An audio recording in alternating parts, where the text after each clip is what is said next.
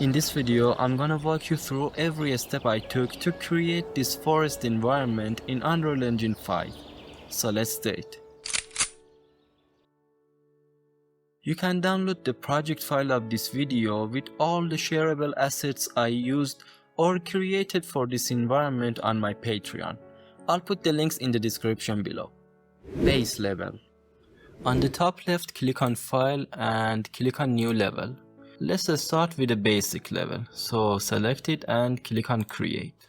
Let's delete the sky sphere static mesh and hide the volumetric cloud for now. And also I don't need the player start.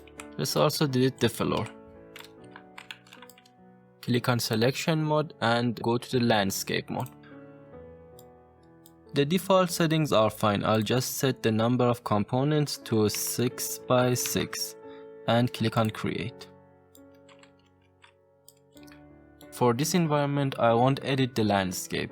So let's click here and go to the selection mode. For the landscape material, I'm gonna use a Megascans material. So let's go to Content, Fab, Megascans, Surfaces, and here it is, the forest floor material. Let's open it and let's duplicate the material. Select it and press Ctrl D to duplicate it. I copied the material, so in case I need to edit it, we still have access to the original material. Select the landscape and drag the material onto the landscape material slot. And here it is. Right now, I don't worry about the repetition. The foliage will cover most of it, but after adding the foliage, if the repetition is still obvious, I'll create a new material and use the cell bombing function.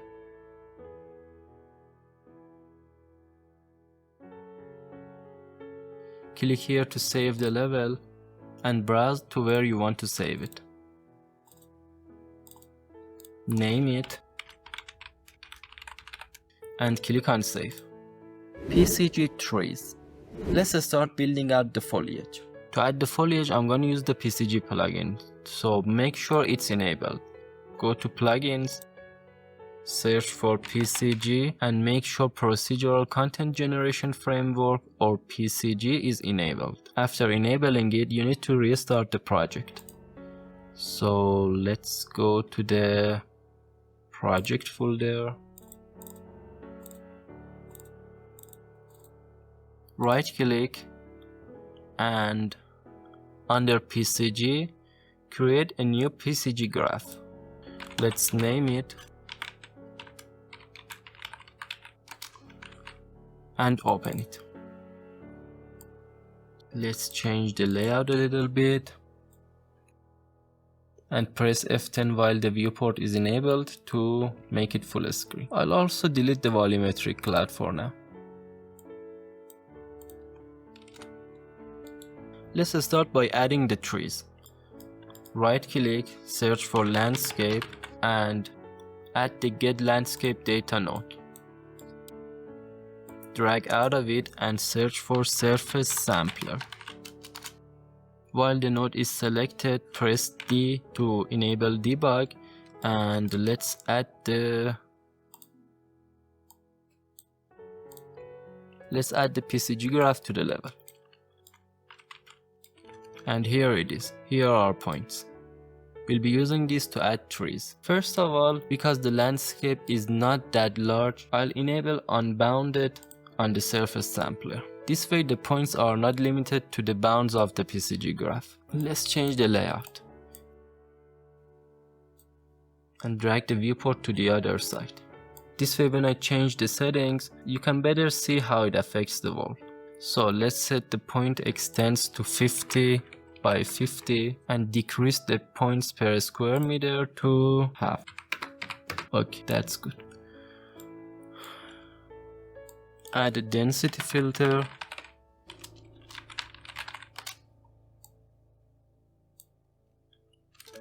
Select it and press Ctrl Alt D to debug this file.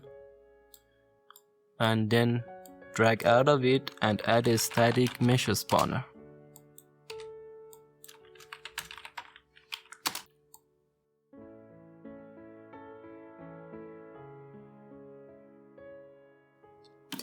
So let's browse it, go to content, and here it is, PN Interactive Spruce Forest. Go to the meshes folder. We have full trees and half trees. I'm gonna mostly use the half trees, but I'm gonna use some full trees too. So here I'll set the density filter to 0.6 to 1, and in this one I'll use the half trees. So let's add 2 elements and add the meshes.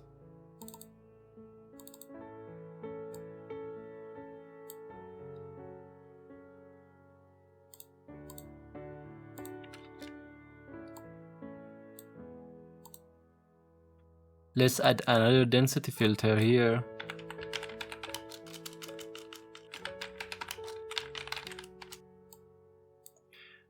This one is 0.6 to 1, so I'll set this one to 0.4 to 0.5999.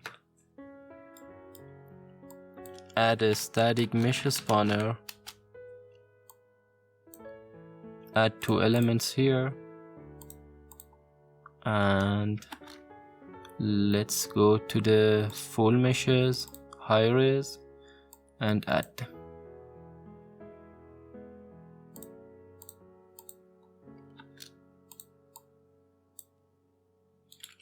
Okay.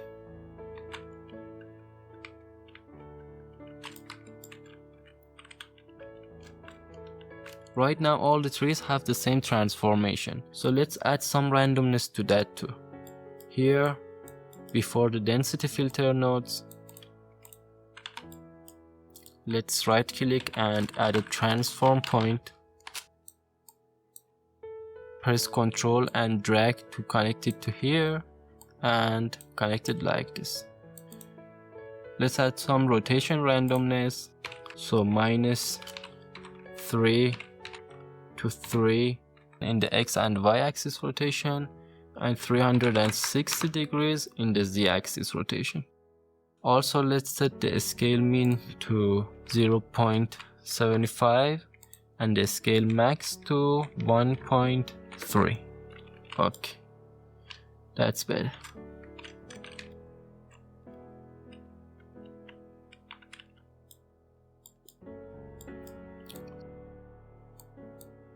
Select all the nodes, press C, and let's name this one trees. This one is half trees, and this one is full trees.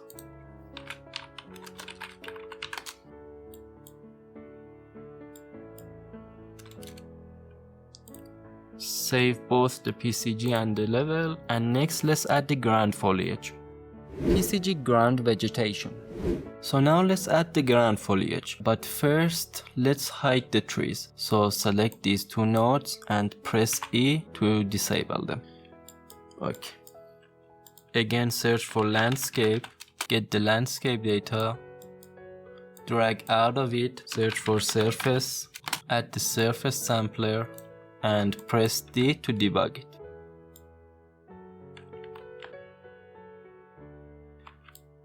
Enable the unbounded option. The ground foliage are much smaller than the trees, so let's set the point extents to 5 by 5 by 5 and increase the points per square meter to 3 for now.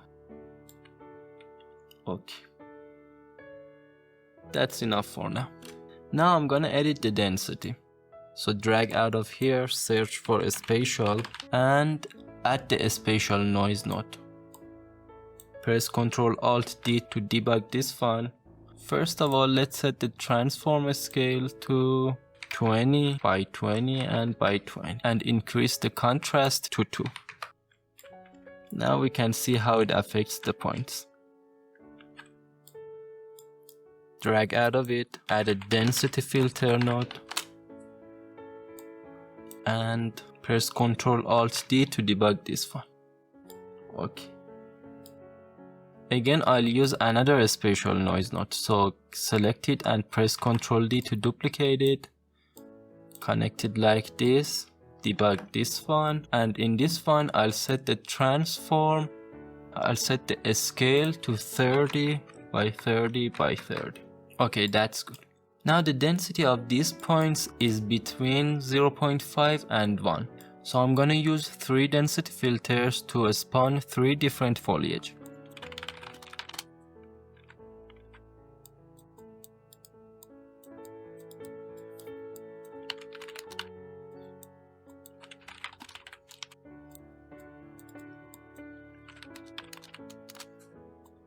I've already downloaded the foliage from the Megascans, so let's browse to them. Go to the...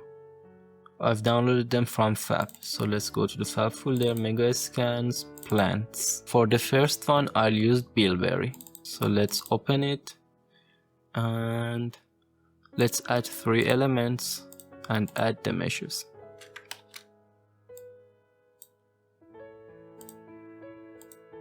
Oh, I forgot to set the density filters. This one I'll set to 0.75 to 1.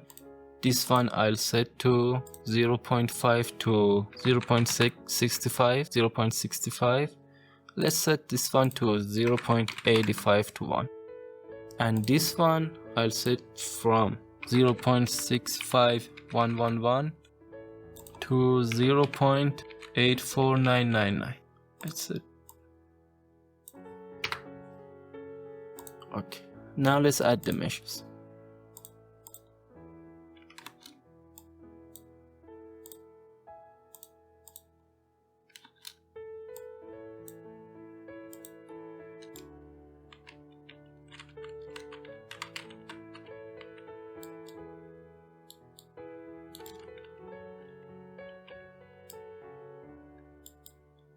So this one is billberry. For this one I'll use fern.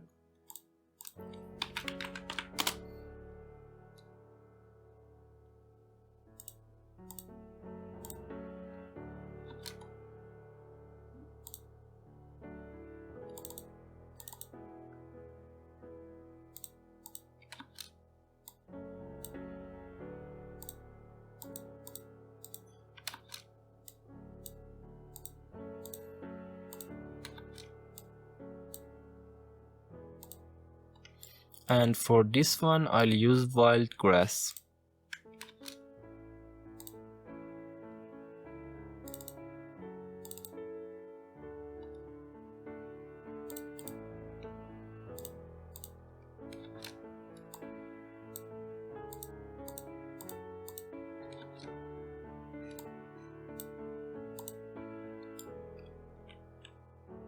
Now the scales are a little bit off, especially on the ferns. So let's add a transform points node for each of the static meshes.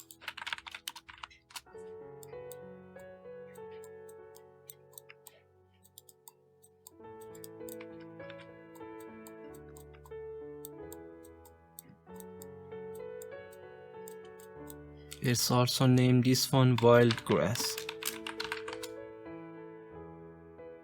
So let's add randomness to the rotation.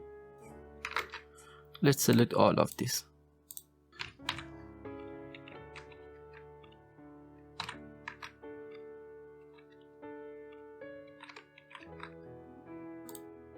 The billberry, I'll set the min scale to 0.8 and the max scale to 1.5.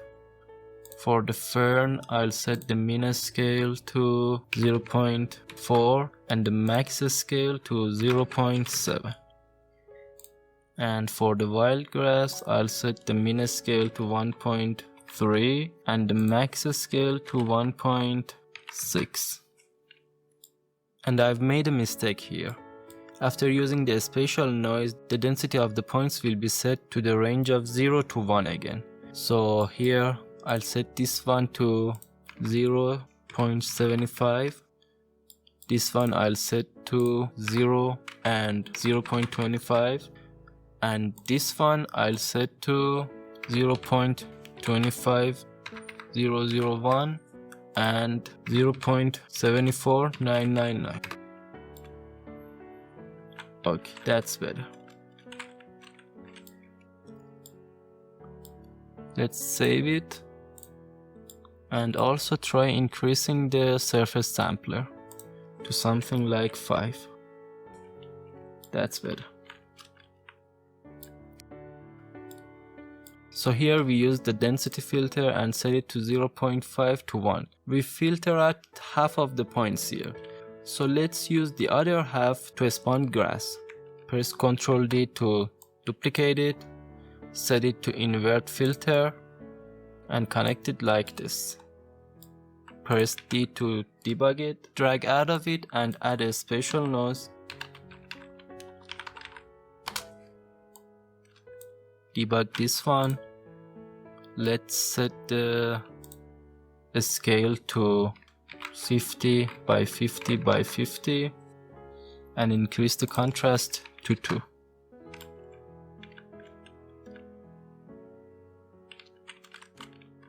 So now I'll use the darker points to spawn grass clumps and I'll use the brighter ones to spawn individual grasses. So let's drag it down here. Add a density filter. I'll set this one to 0 to 0.8. Let's debug it. Let's set the upper bound to 0.7. Okay, that's good. Connect it to here. And that's it. Duplicate the density filter.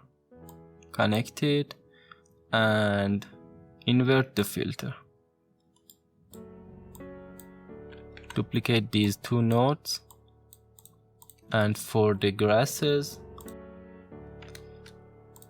I will replace them by these ones.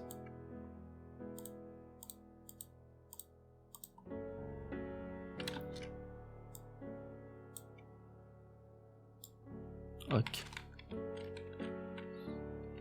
So now in some places we have grass clumps and in some places we have Now this looks much better. Let's save everything and let's increase the points per square meter to see how it looks. Let's set it to 7.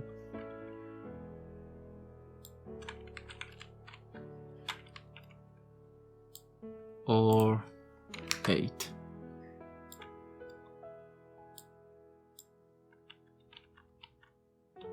Okay. That's much better. Also, right now we have too much fern. Let's decrease that. So here before the fern, I'll add another density filter. First, let's add an attribute noise. So search for noise and add the density noise. Connect them like this and disconnect this. Then add a density filter. Connect them like this. And now we have half the amount of fern we had before. So if we disable these, this is the result. And if we enable them, this is the result. Let's also place them before the transform points.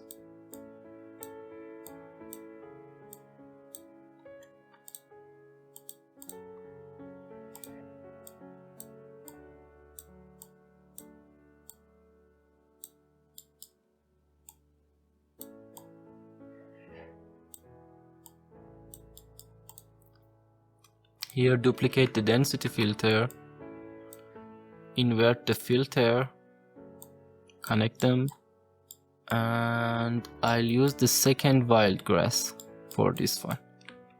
So let's duplicate them here.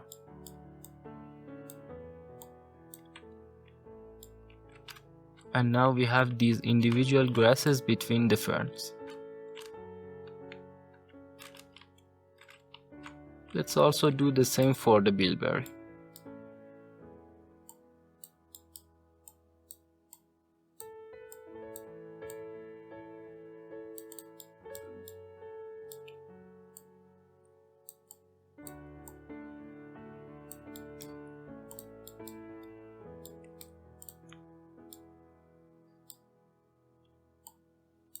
Select these nodes, duplicate them up here, and I don't want this one. Disconnect the transform node from here. Let's place it after the density filter and connect the attribute noise to the density filter here. Okay, that's better. Let's decrease this one to, let's actually increase the number of the billberries. So let's set the lower bound to 0.35 and let's do it here too. Okay, that's much better.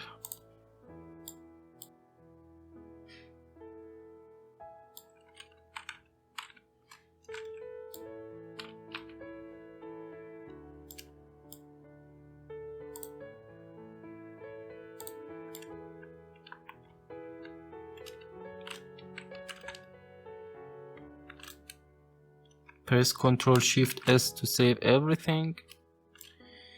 And let's organize the graph a little bit.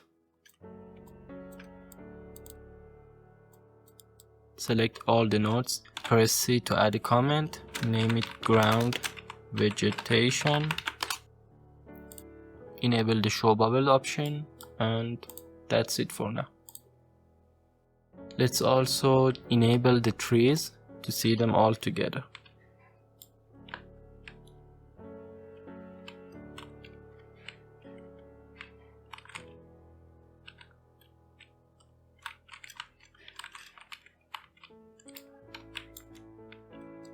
Next, we're gonna create a procedural path.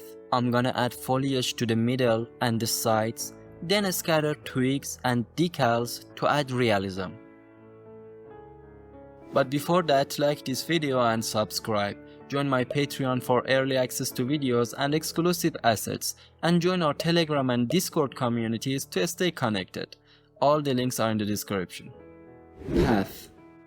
To add the path to the environment, I'll use the spline tool within the landscape mode. So let's click here and switch to the landscape mode. Click on manage and here it is, the spline tool. In order to add it, we should hold the Ctrl key on the keyboard and click on the landscape.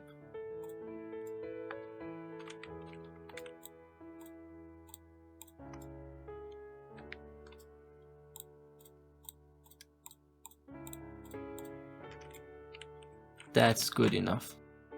So now select all the control points and here we have the parameters to control the spline. Let's set the half width to 100. I want the path to be 200 centimeters wide. The default value for the other parameters is just fine. So now let's go to the selection mode and select the PCG. Press Ctrl B to browse it and open it. Press F10 and let's do it. For the time being, let's disable the other foliage. So select them and press E to disable them. Okay, that's fine. Right click and search for landscape. Add the get landscape data node, drag out of it and search for sampler. This time I'll add a spline sampler. So let's add it. In the settings, first of all press D to enable the debug. Then in the settings, we actually don't need this node, so let's delete it. Right click, search for get spline and add the get spline data node. Connect it to here. Set the actor filter to all world actors and the actor selection to by class. Actor selection class, we should set it to landscape. Now, select the spline sampler, check unbounded, and here are the points. Okay, first of all, let's set the mode to distance and set the distance increment to, let's set it to something low like 40. Okay, drag out of the node, search for bounds, and let's add the bounds modifier node. Select it, press Ctrl Alt D to debug this one, and let's scale the points. So I'll set this one to 0.2 or 1.5, 1.5, this one to 0.2, 0.2,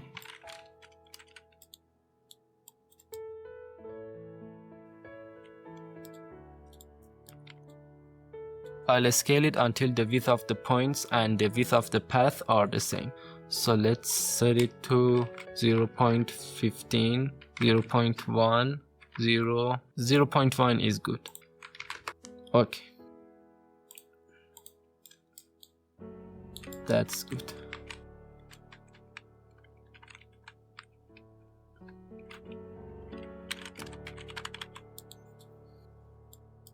So now let's add a named reroute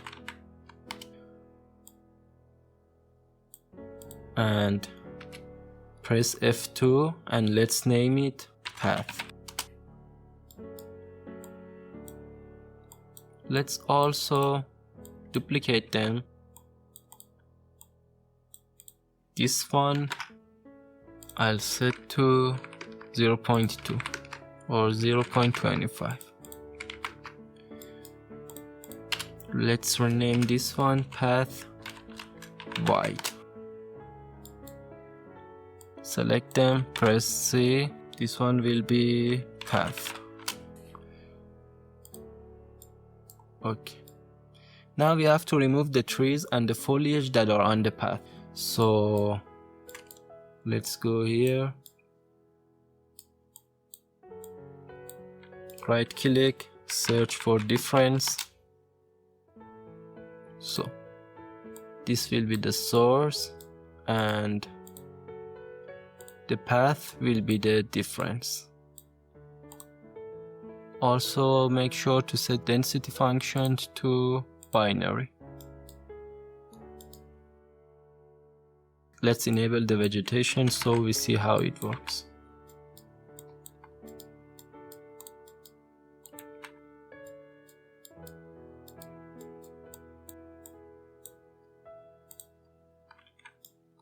And here it is. Now the path is cleared.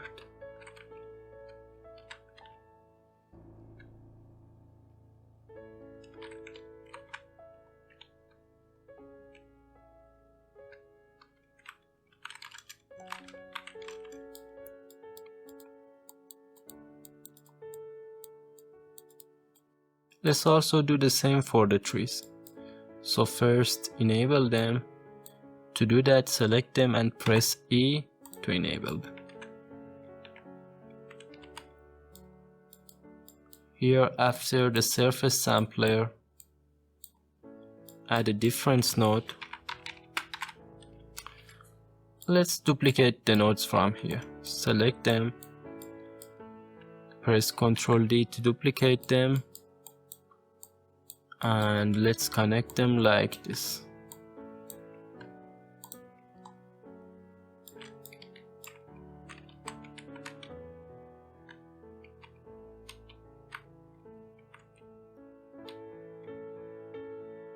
As you can see, the full trees cover the path a little bit. So to fix that,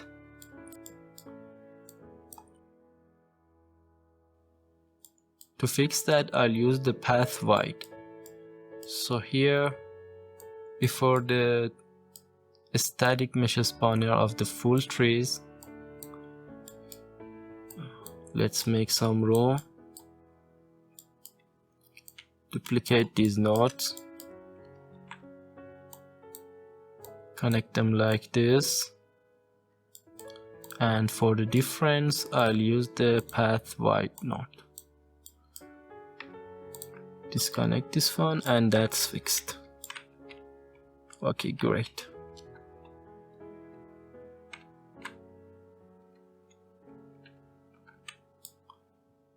Let's save. And next, we're gonna add some foliage in the middle of the path. Middle of the path. Now let's detail the center of the path with some foliage. So here let's right click and search for grid. Add the create points grid node. So I want the grid extents to be 50 by 50 by 50, and let's set the cell size to 10 by 10. Now let's drag out of here, search for copy, and add the copy points node. Before that, let's disable all the other foliage.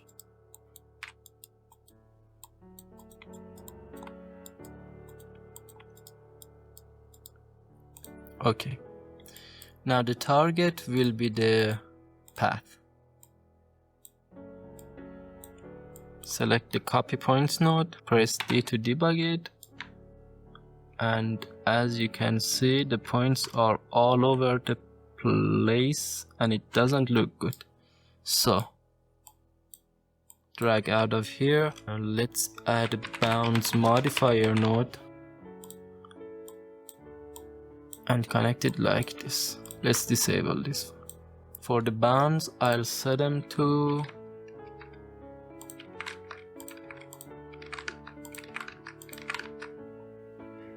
okay. Now let's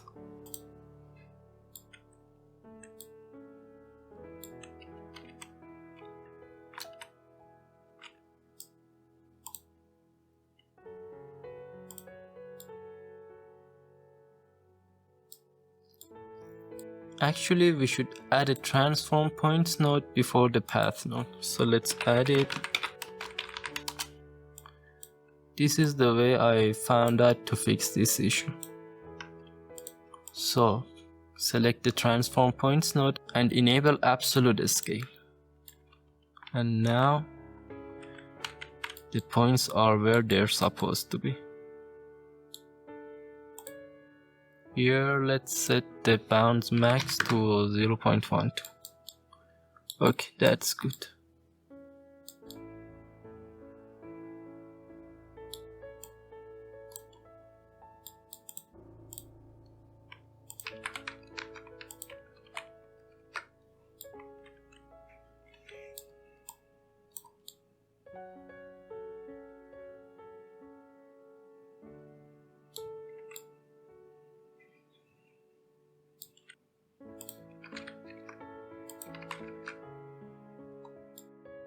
Drag out of here, let's add a transform points.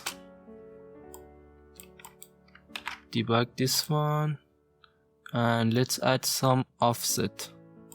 First of all, I can see that the size of the grid is too much. So let's set the grid extends to 25. That is much better, or even 20. And let's increase the cell size to something lower like 6 or 5. That's better. Now let's add some random offset.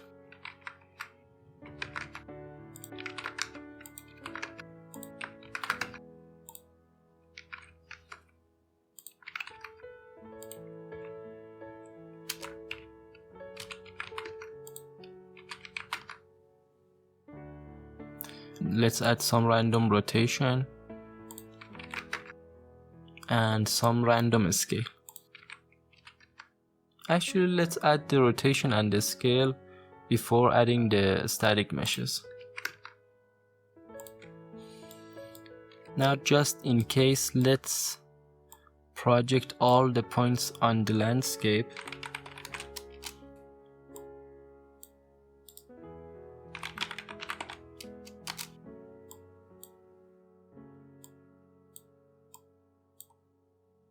add the get landscape data node and connect it to the projection target. Okay. Now let's add some density noise. Drag out of here, search for density noise, add it. Okay, that's good. Actually, no. Let's delete the density noise node. Okay. Drag out of here, search for distance, and for the target, let's use the output of the transform points node here.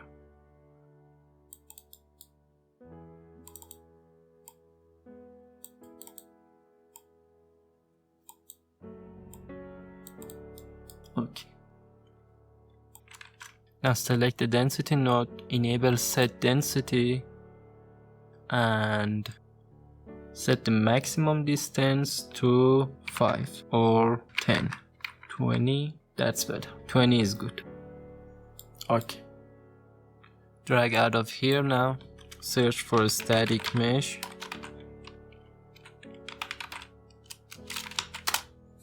And add the static mesh spawner node. Add 2 mesh entries. For the first one, I'll use this grass mesh, and for the second one,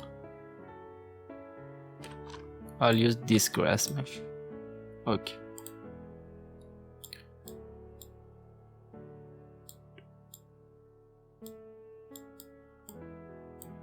Now I'll use let's disable this one. Select it, press E to disable it. I'll use the density to scale the meshes. So the meshes that are right in the middle of the road are larger, and as they get to the edges, they get smaller. So right click, search for a scale. Actually, I don't think we have that node. So let's search for blueprint, add the execute blueprint node. And here, let's search for a scale by density. Add the scale by density node. Okay. Now let's add it in between here.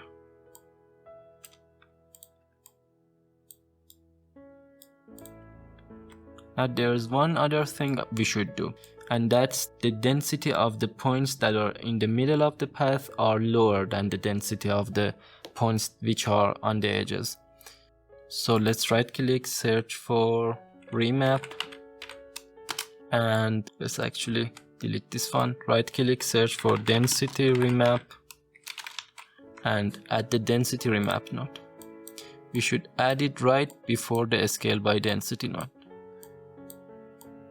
Connect them like this. So the density, the in range is between 0 and 1, and the out range should be between 1 and 0. The input minimum will be 0 and the output minimum will be 1, and the input max will be 1 and the output max will be 0. This way the densities will be reversed. So let's see how it looks. Make sure the node is selected, press Ctrl Alt D, and as you can see the densities are reversed. So now let's enable the static mesh spawner.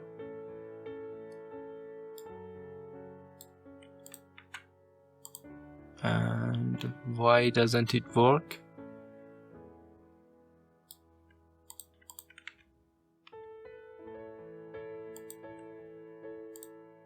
Oh, make sure to select the scale by density node and set the scale min to something like 0.3 and the scale max to 1. Now that's better. Now let's add some variety to the foliage. So here after the scale by density node, let's add a density noise.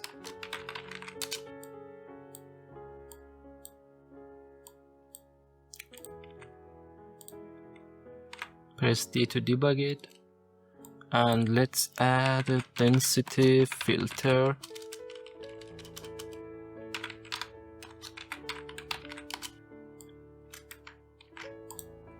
Okay.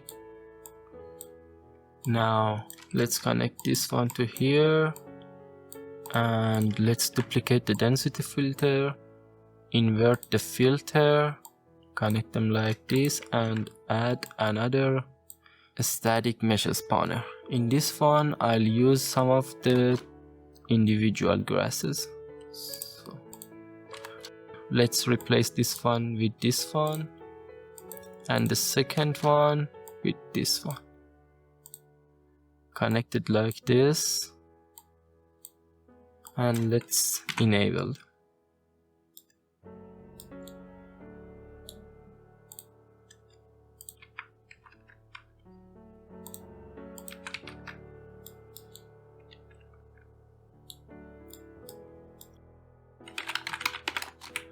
Let's also add a transform point node before both the static meshes.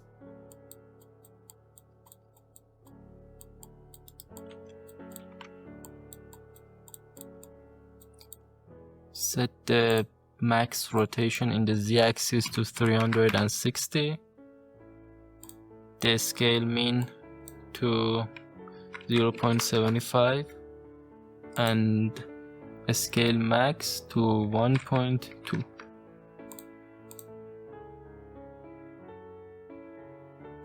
Let's reset them. Set this one to 0.75 and this one to 1.2.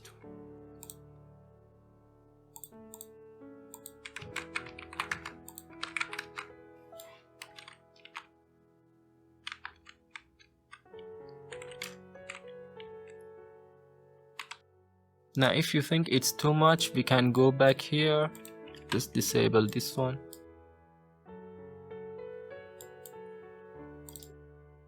Select the create points grid, increase the cell size to something like 7. This way we have less foliage.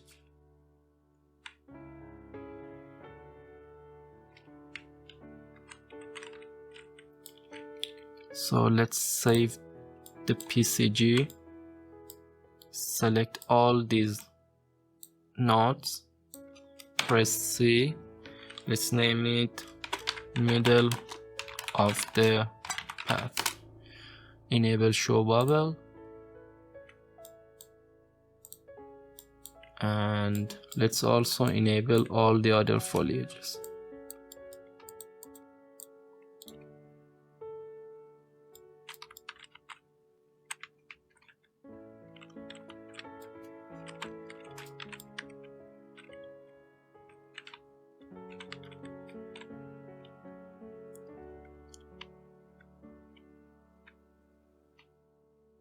Let's add some more detail to the middle of the road. So let's drag it down here. From the path, let's select this, press Ctrl D to duplicate them down here. Drag out of it, search for a static mesh, and add the static mesh spawner node. Let's disable the other foliages for now.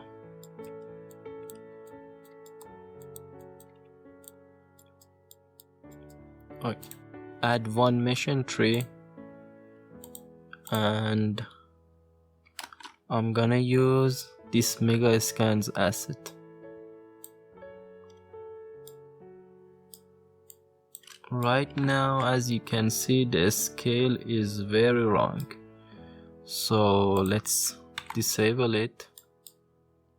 Add a transform point node. Connect them like this and disconnect this one. To disconnect the wire, hold Alt and click on it to disconnect it. On the transform points, make sure to enable the absolute scale option. Now enable it, and as you can see, it's fixed. Right now it's too much, it's too large. So let's set the minimum scale to 0.1 and the maximum to 0.2. Okay, that's good. Let's set the minimum to 0.50. Let's add some rotation to it, and let's set the minimum offset to -3 in the z-axis and -1 in the z-axis.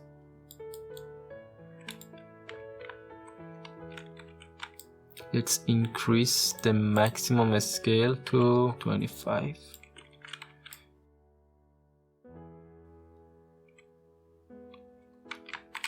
Okay.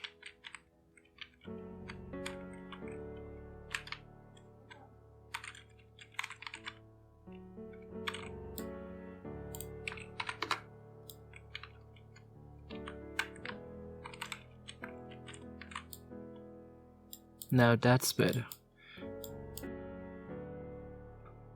So that's enough for now for the middle of the path.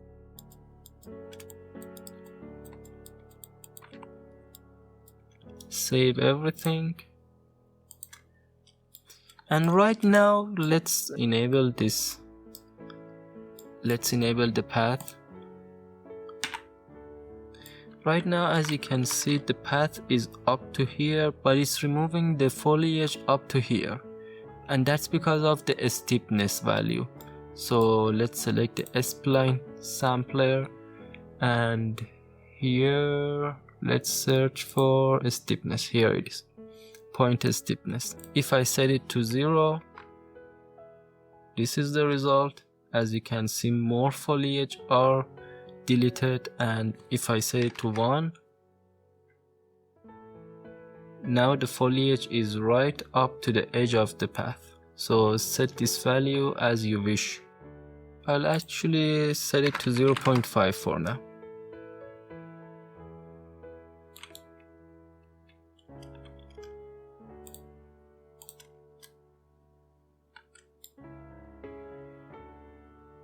Sides of the path. In this part, I'm gonna add foliage to the sides of the path to create a more natural transition. I'm gonna use the same nodes we used for the middle of the path. So let's zoom in and select all these nodes. Press Ctrl D to duplicate them here.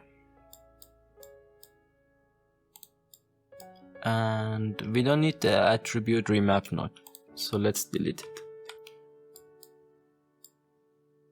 Let's also hide all the other foliage.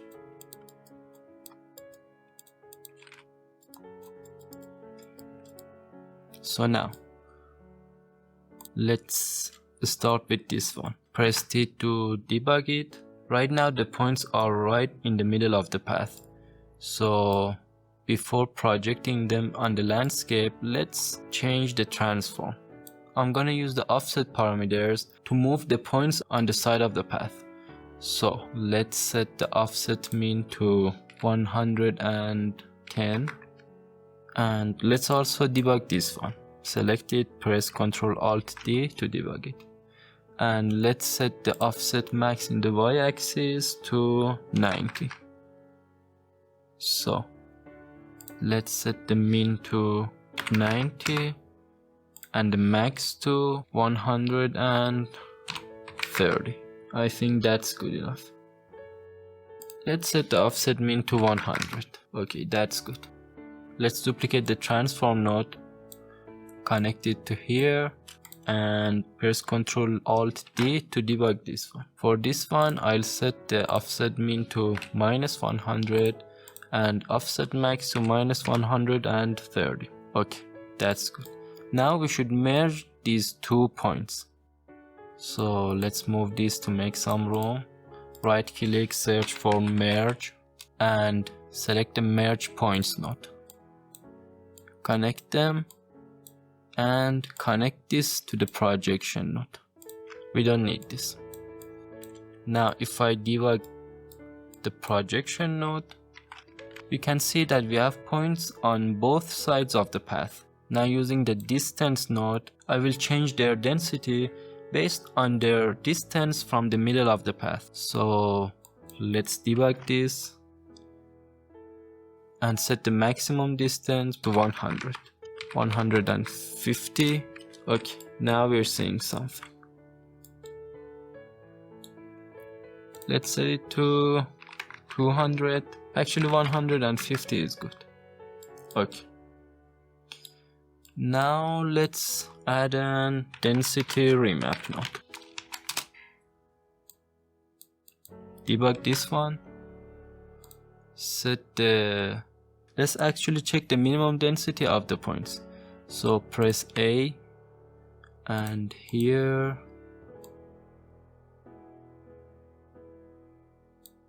here's the density. Click on it and we can see that the minimum is 0.506 and the maximum is 0.931. So that's good, I think. I won't use the remap node. Let's delete it and debug this one. Now I'll add the scale by density node. Let's actually duplicate these nodes. Select them, duplicate them here,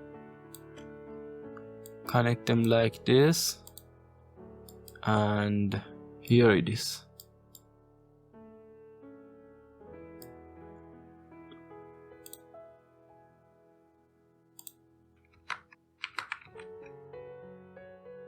Okay, that's good. Now we have foliage on the sides of the path too. Let's add some more foliage though. So let's change the density filters.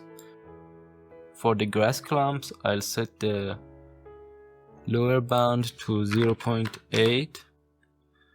For the single grasses, I'll disable this one, set this one from 0 to 0.5, and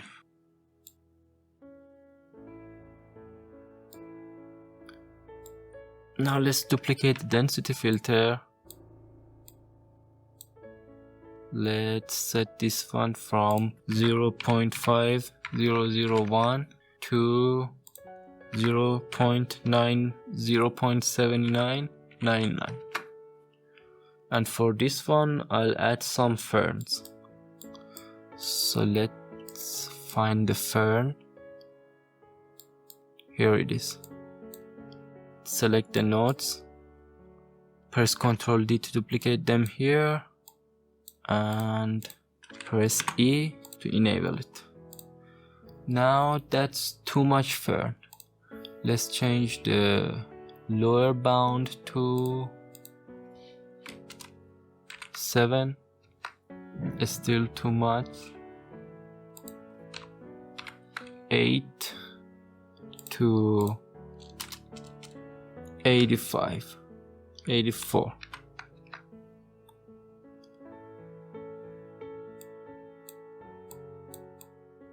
That's still, I think, too much fur. So I'll add 2 other nodes here. Another attribute node, attribute noise node, and another density filter. I'll set this one to 0.5 to 1. Connect them and disconnect this one.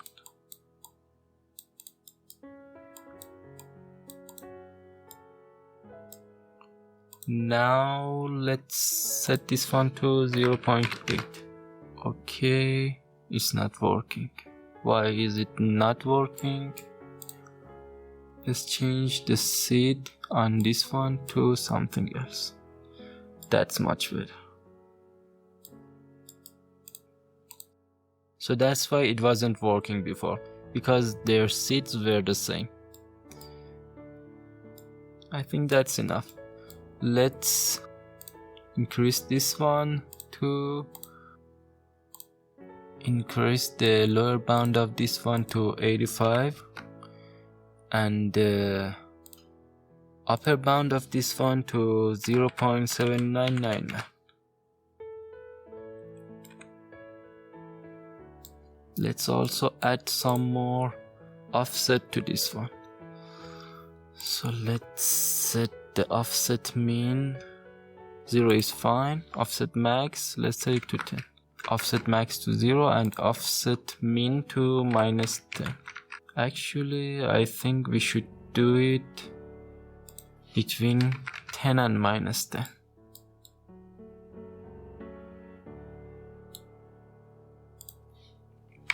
-20 and 20. It doesn't look good, so let's reset it. Okay, now let's enable the other ground vegetation.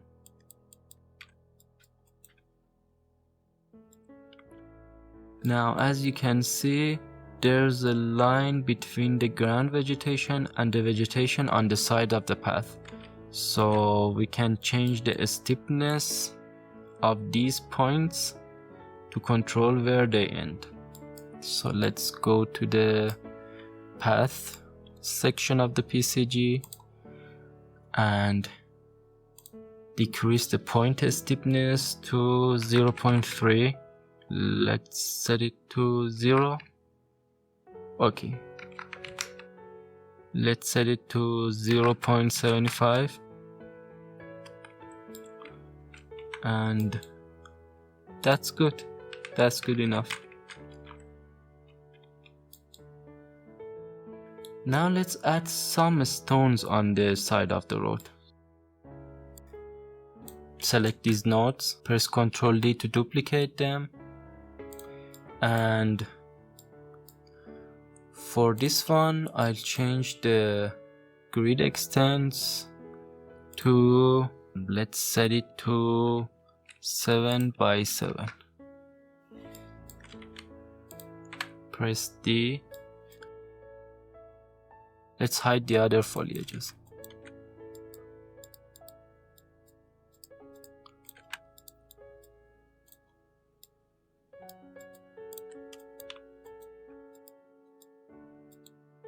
There's too much point right now, so let's first delete this one, and on the create point grid node, let's increase the cell size to 10 and change the offset in the x-axis on both of them to -5 and 5. Okay, for this one I'll set the minimum offset in the y-axis to -100 is fine, and this one to -110. Let's do the same for this one too.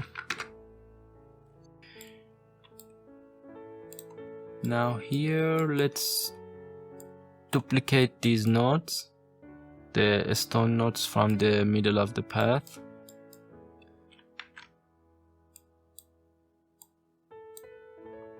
And spawn them like this.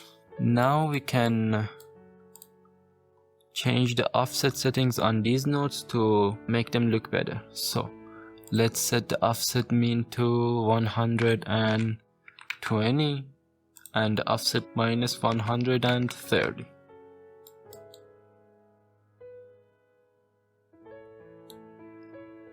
Let's change the mean to -130 and the max to -140. That's better. Let's do the same on the other side of the road too. The mean will be 130 and the max will be 140. Okay. Now let's... Okay, so I completed this side of the path, but as it seems it had stopped recording, so let's do it again. Let's enable these foliages, and I figured that I should change the transform to something else. Let's set the minimum to -115 and the maximum to -130. Let's also do the same on the other one. Let's set the minimum to 115 and the maximum to 130.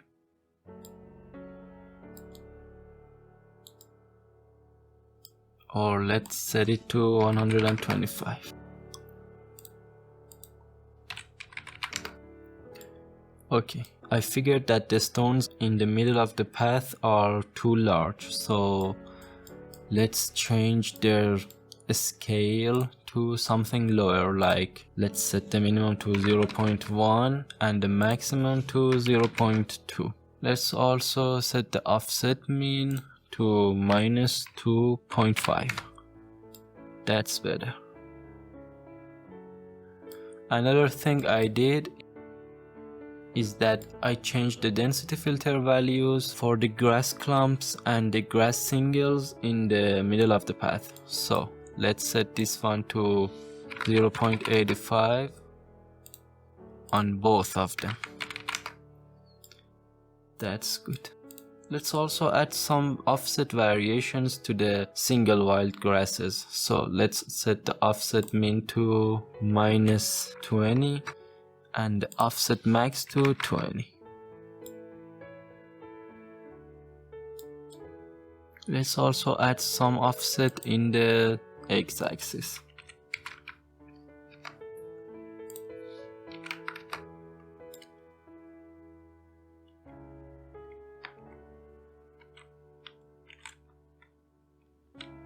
Now that's much better. Let me check something.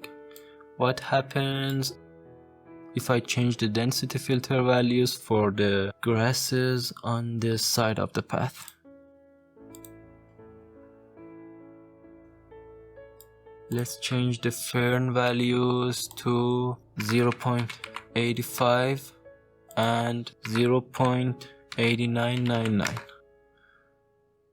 Change the grass clumps to 0.9 to 1, and let's change the single grasses to 0.8499.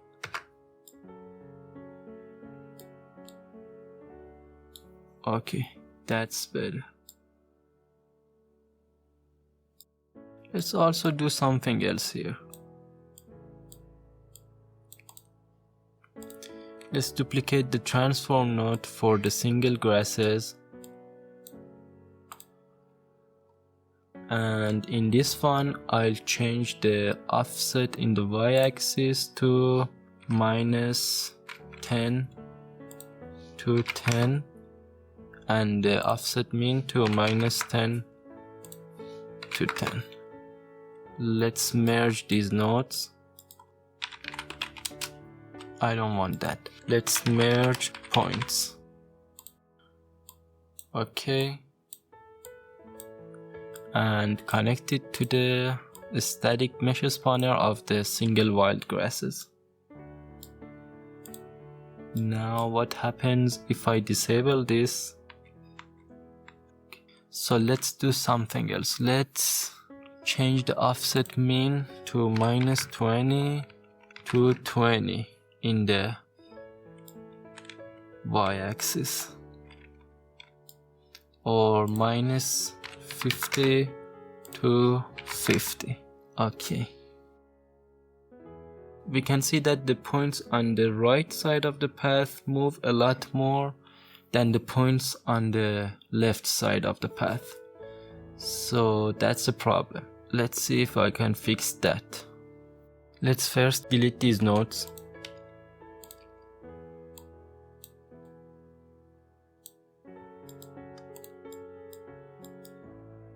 So I figured something out. Here, our transform points have exactly the same seed value, and that is why our points are exactly the same on both sides of the path. For example, here we have fern here, we have fern here, here and here, also here and here,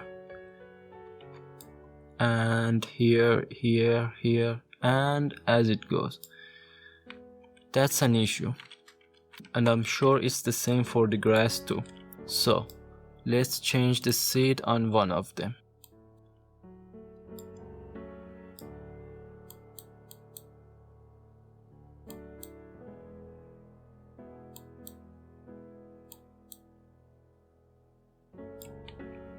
Okay, this one is good. Now let's go here, duplicate the transform node, connect it like this. Let's set the offset min and offset max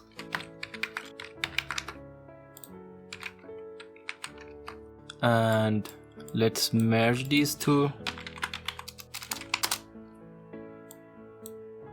connect them like this, and connect it to the static mesh spawner.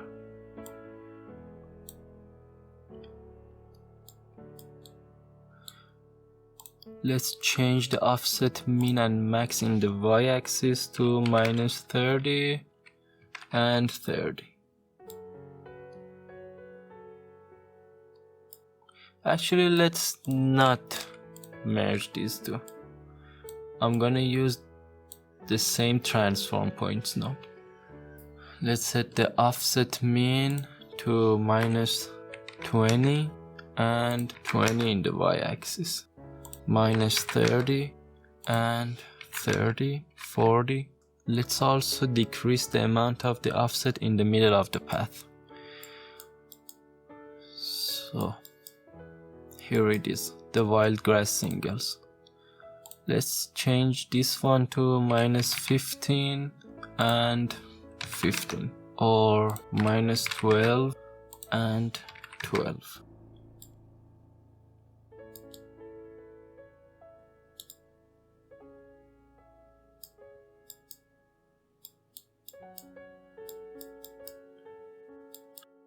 Let's duplicate these. I won't merge them this time. Add some offset in the x-axis, -30 or -20 and 20. I won't duplicate this. Let's just connect it to here. Okay. I'm gonna use the distance and the scale by density nodes to control the scale of the grasses as they get into the path. So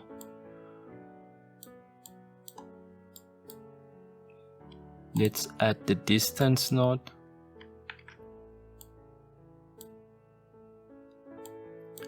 This is both of these are the source, and this one is the target. Let's disconnect this.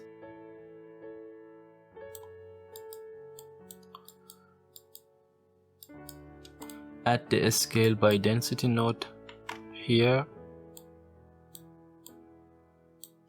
and connect it to the static mesh spawner. And now, as you can see, the grasses become smaller as they get to the path. Let's set the min scale to 0.5, 0.6, 0.5 is fine. Let's also change the offset in the y-axis. Let's tweak these values until we're happy with the result.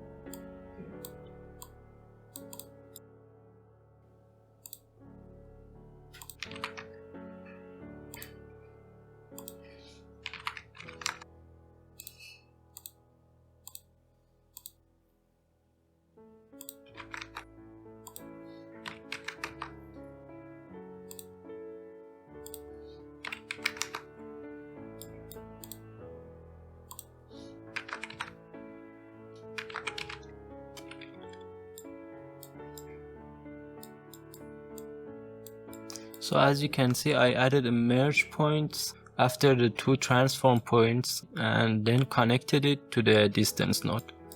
Let's add another transform points here.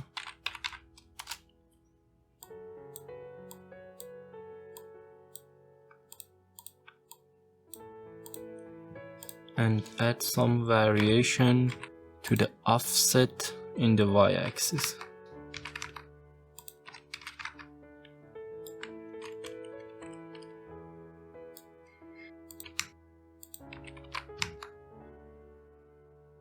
Okay, so that's enough for now. Let's enable the trees.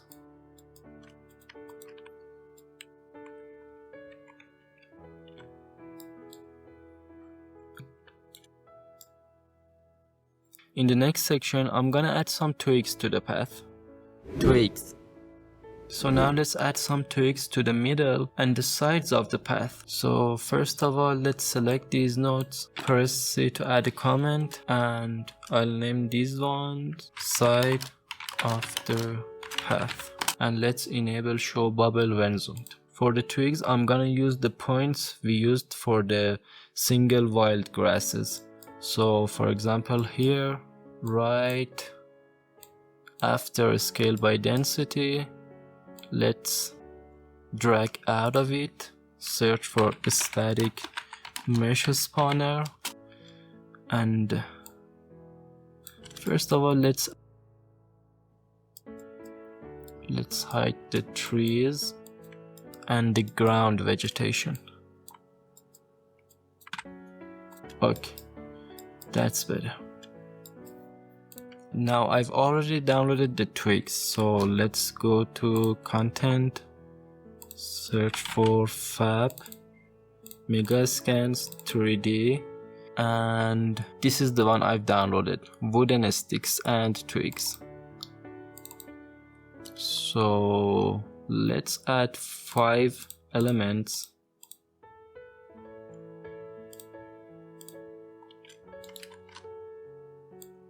And let's add the static meshes.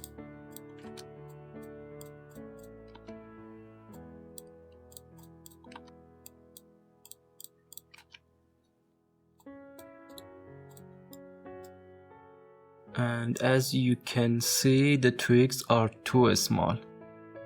So let's right click, search for transform points and add it between the static mesh spawner and the scale by density node.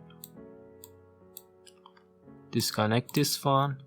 Let's add some random rotation in the z-axis and scale it to something high so we can better see the twigs. Okay. Right now there are too many twigs, so let's search for density, noise,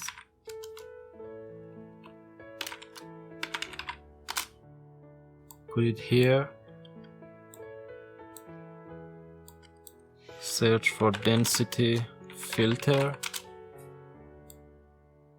and now that's better, we have less twigs. Let's also add some random offset. So let's add some offset in the x-axis, some in the y-axis, let's add some in the z-axis. Okay, that's better.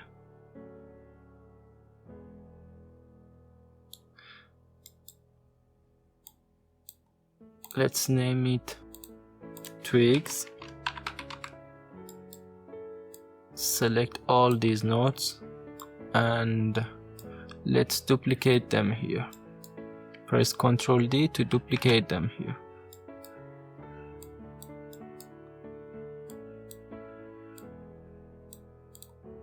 Drag out of this density filter, the density filter that goes into the wild grass single.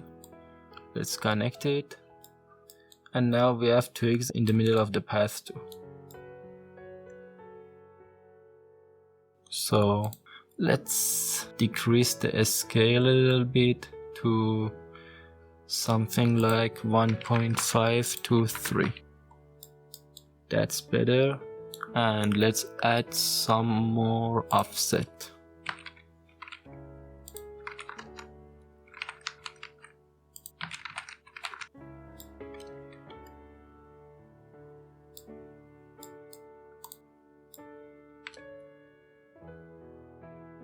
I think still we have too many twigs.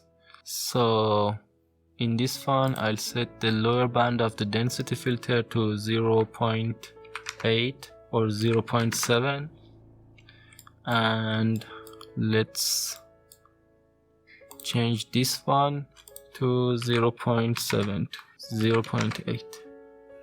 Okay, that's much better now.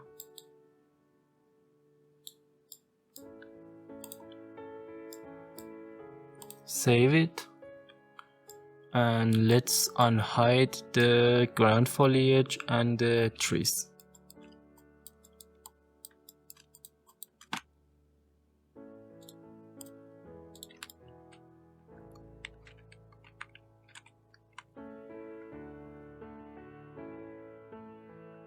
Let's also add the twigs to the wild grasses in the ground vegetation. So here it is, wild grass single.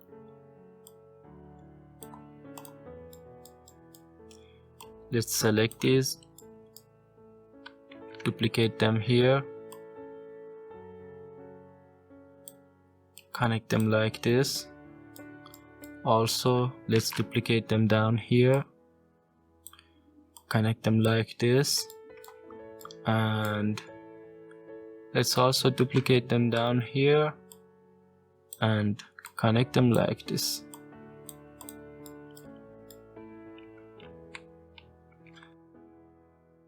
Now we have twigs in these areas too. I mean, it's not necessary, but it's good to have.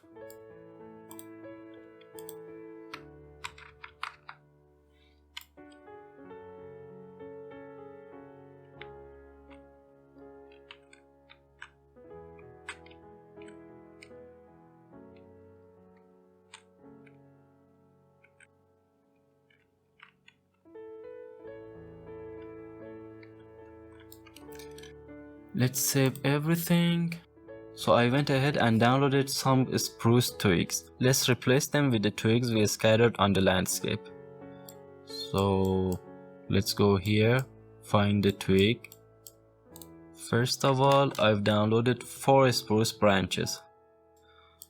So let's delete the last one and replace these with the ones I've downloaded.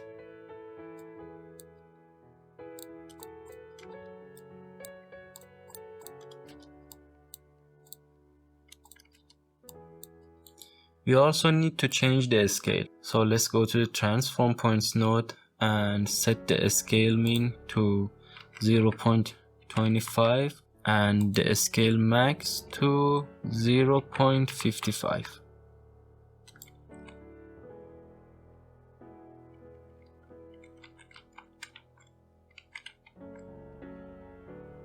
Let's actually increase this one to 1.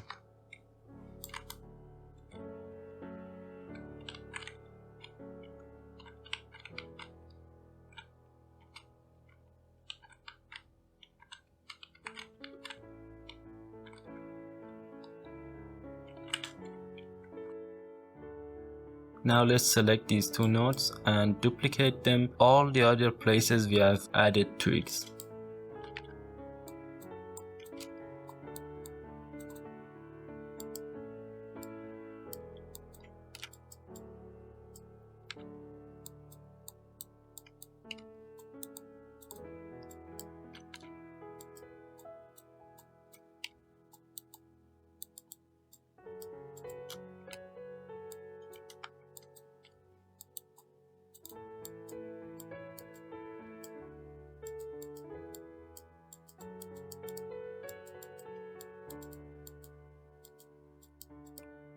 Okay, that's good. And the other thing I've downloaded is a material for the Spruce Forest ground. So let's browse to that. And first of all, let's make this one full screen. Press F10 to see the content browser. And let's go to Megascans, surfaces. And let's find the material. Here it is, mossy spruce forest floor. Let's select the landscape and replace the material. Let's first duplicate it.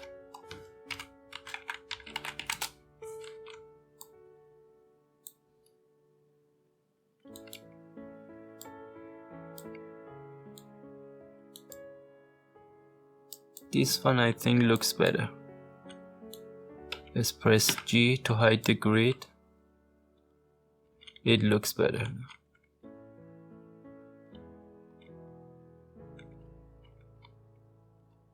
So let's save everything. And in the next section, I'm gonna add some decals. Decals.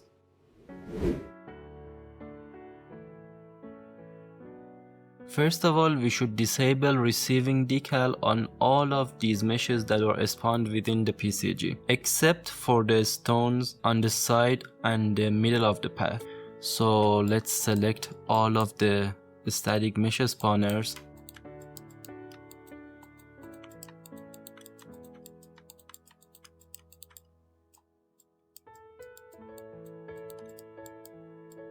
This one is for the rock.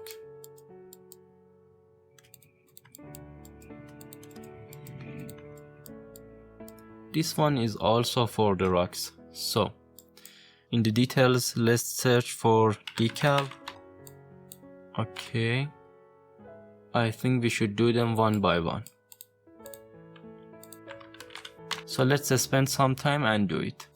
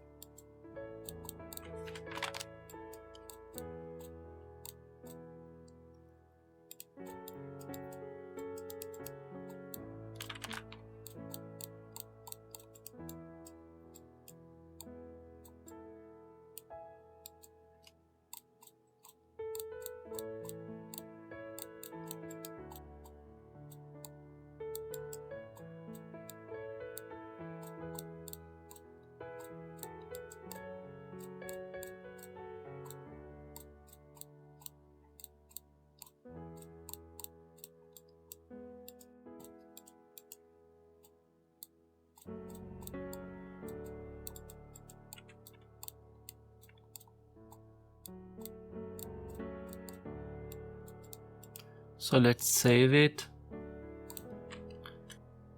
and let's hide the trees and the ground vegetation.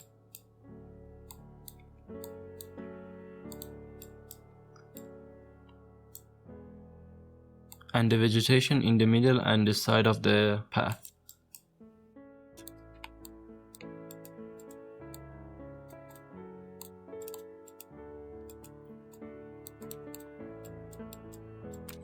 Okay, that's good. So now let's start with adding decals to the middle of the path. So let's move this here and make some room in this part. Let's duplicate the points we used for the rocky ground in the middle of the path. In fact, I'm gonna use the same points. So let's add a transform point here.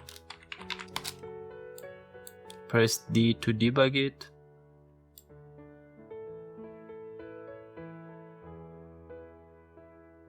Okay.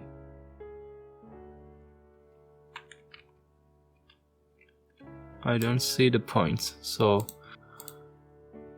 let's actually delete this one and I'm gonna use these nodes from down here.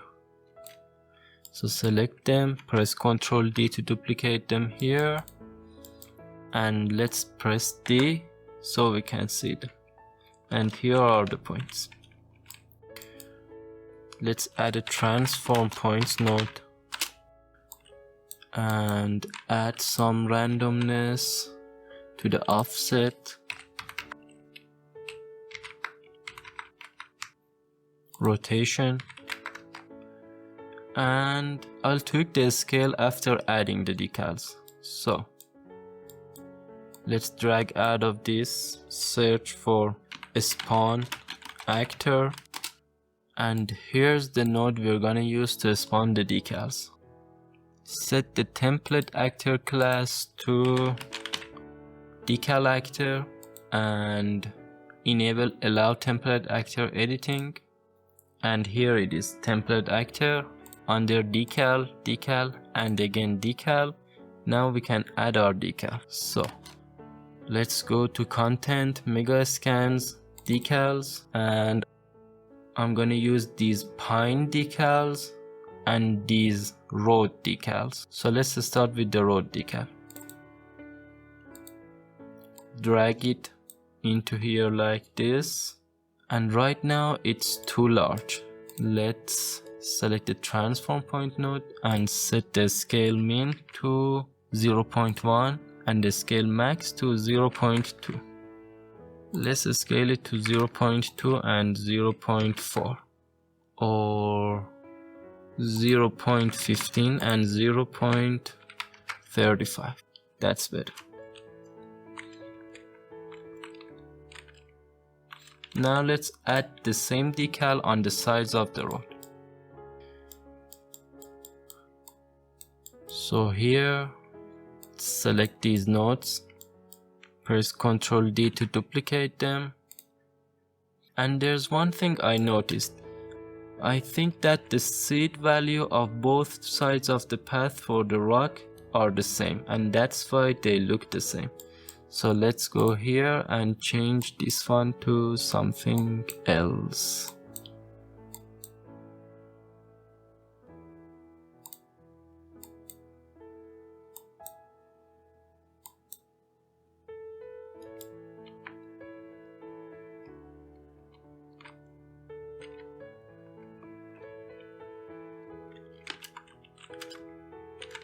It doesn't look good yet. Let's change the seed on the transform point before spawning the static meshes.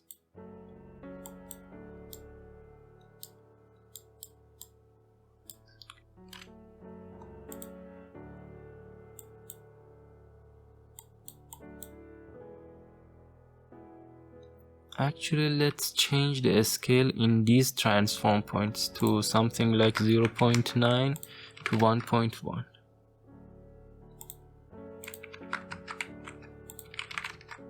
Or 0.7 to 1.5.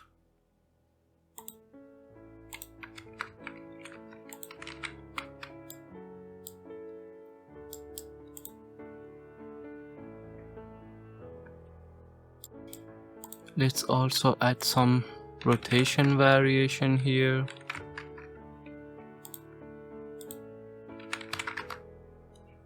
And let's delete this one actually.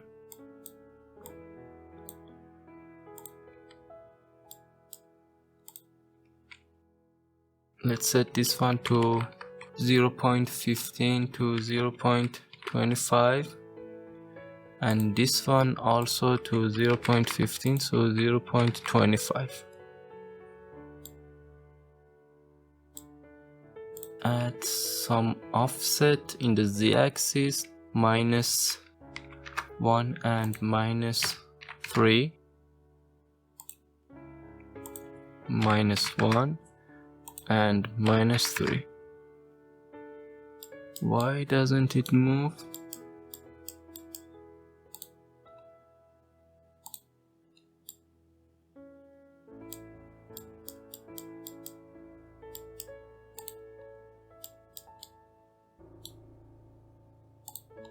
-10.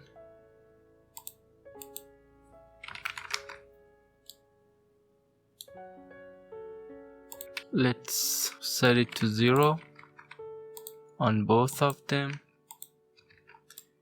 Add the transform points here.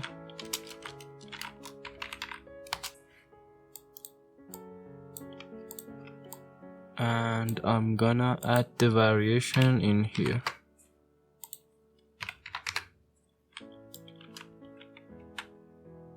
Now that's better. Okay. Now let's add the decals on the side of the road too. So these are our points. Let's delete these two and replace them with these nodes. Oh, now I see why the offset in the z-axis didn't work, because of our projection node after it. So let's duplicate also these nodes.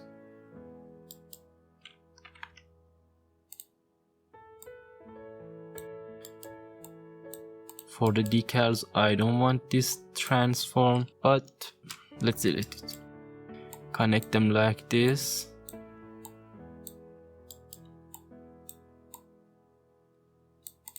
And let's duplicate these nodes down here.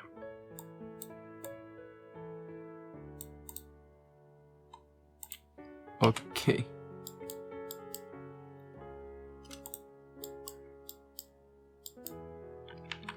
Looks like we can't duplicate the spawn actor node. Let's select it, press Ctrl C to copy it, and press Ctrl V to paste it here, and again nothing. Let's drag out of the transform point, search for a spawn actor, change the template actor class to decal. Okay. Allow template actor editing and drag the decal into here. Okay. Let's also delete the project node.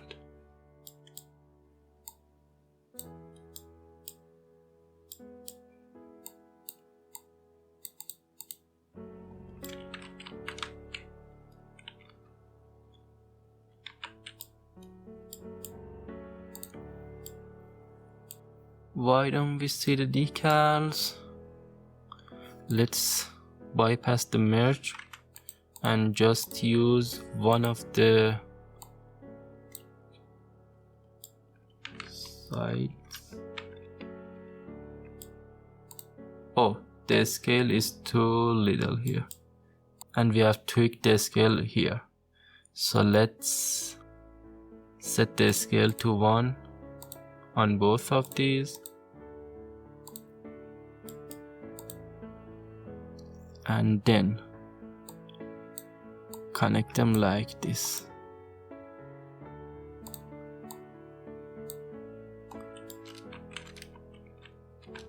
That's better now.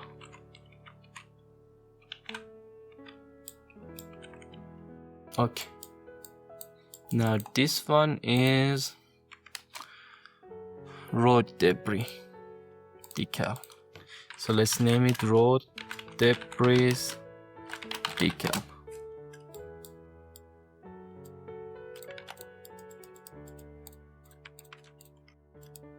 Now let's add the other decals.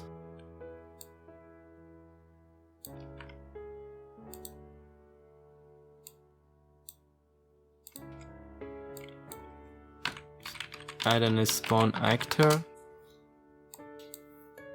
Let's actually add 3 spawn actors or 2 spawn actors for the pine decals, or 3. Let's add 3.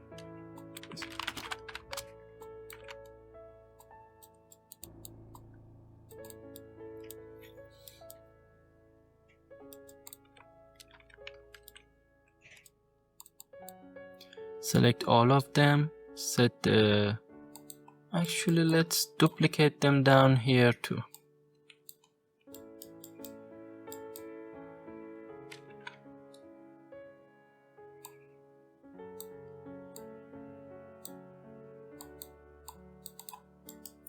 Now select all of these, set the template actor class to decal, enable allow template actor editing, and now let's add the decals.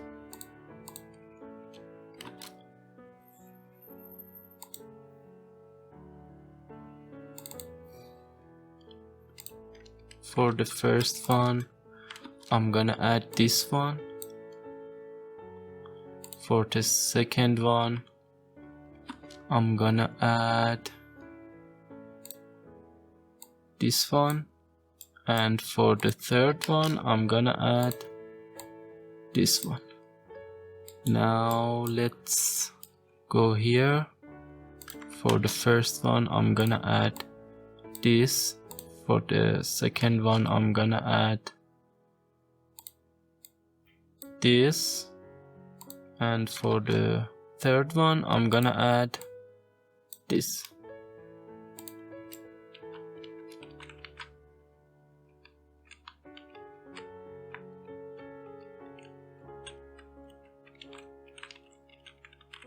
So right now we have too much pine decal. So let's search for density noise and density filter.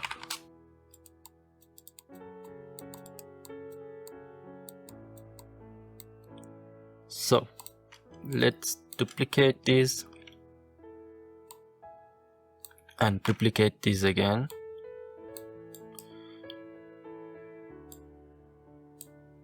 Disconnect these and connect them like this.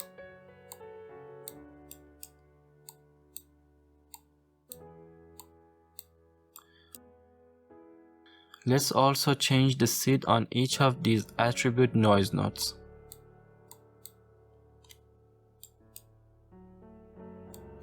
Again, select all these, duplicate them here.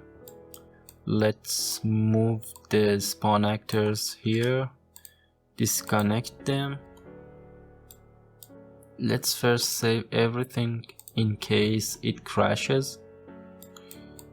Okay, let's move them here, connect them like this, and then connect them to the spawn actors. Again, change the seed on each of these.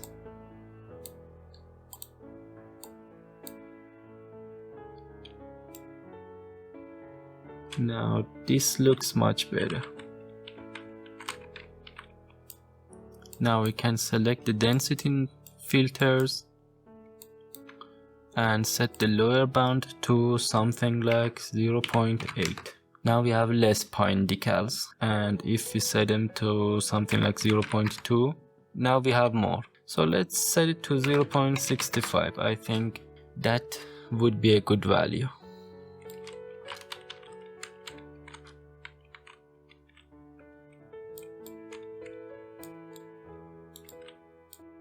Or let's set it to 0.73.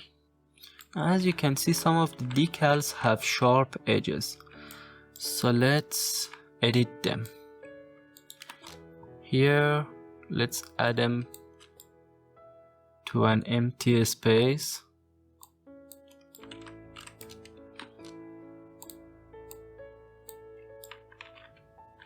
This one is fine. But these two, I think they need to be edited. So let's open one of them, browse to the parent, and let's duplicate it. Let's change the name to edited 2. I think I've done it before.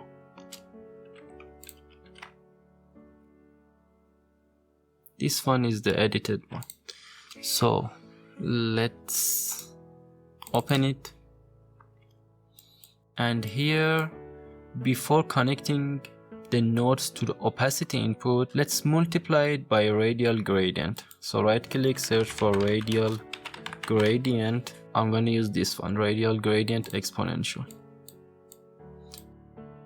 So if I right click on it and select a start previewing node, and let's set the preview mesh to this. Now as you can see, if I multiply the opacity by this node, it removes the edges. So let's stop the preview, hold M and click to add a multiply node, hold Ctrl and click and drag to move this here, connect the radial gradient to the B input and connect it to the opacity. Save the material, and now for this one, for these two, I'm gonna change the parent to the edited one. So let's browse them. Here it is. Let's change this one to here, and let's also open this one. When selecting the actor in the level, we can press Ctrl A to open it. So let's open it, and let's change the parent to this one. Now that's better. So let's delete this.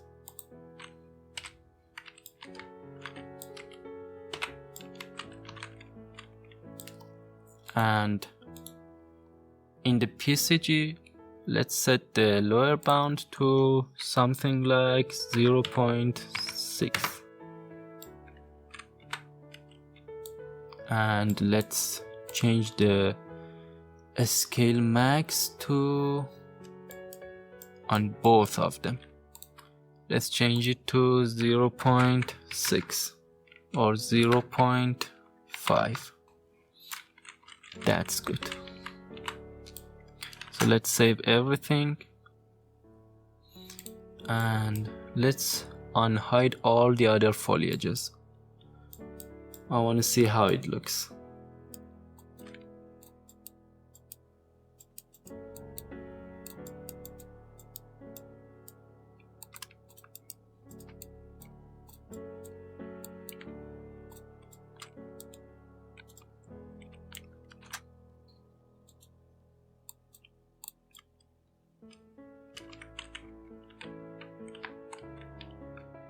I think the pine decals are right now too large, so let's open the PCG, and before each of the spawn actors, let's add a transform point.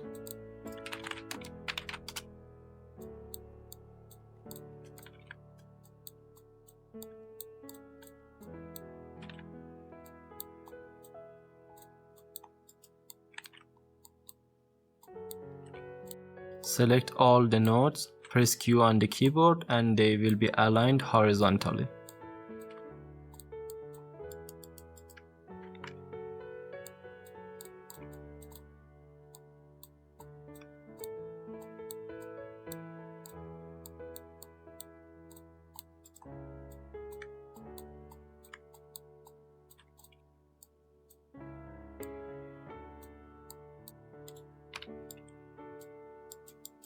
Now let's select all the transform point nodes, and let's set the scale mean to 0.4 and the scale max to 0.6. I think we should do them separately because the scale is messed up right now.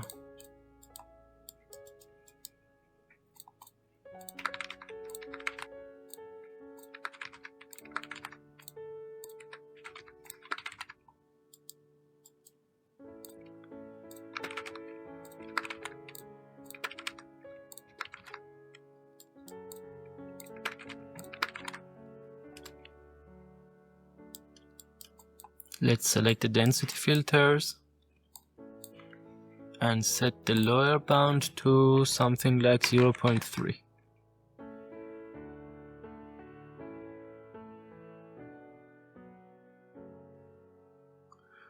Let's also set the offset min and offset max to 20, -20 and 20.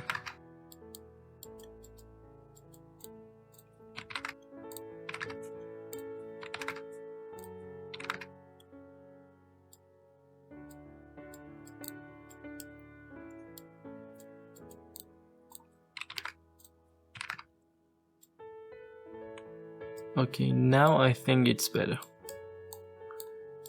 So let's select them and press E to disable them.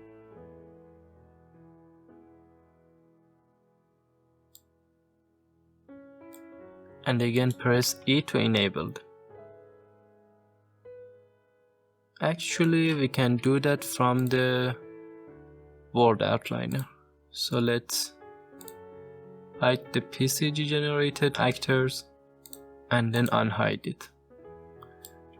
Okay, that's good.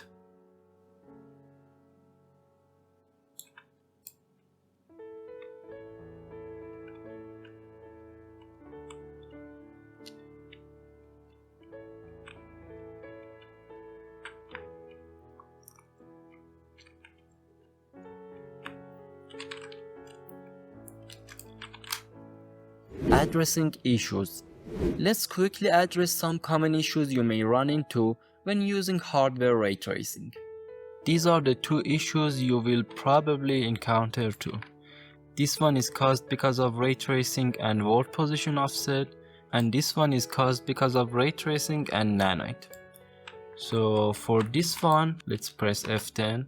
Previously, if we search for evaluate and enabled evaluate world position offset in ray tracing, it would be fixed, but it doesn't work anymore. So if we open the material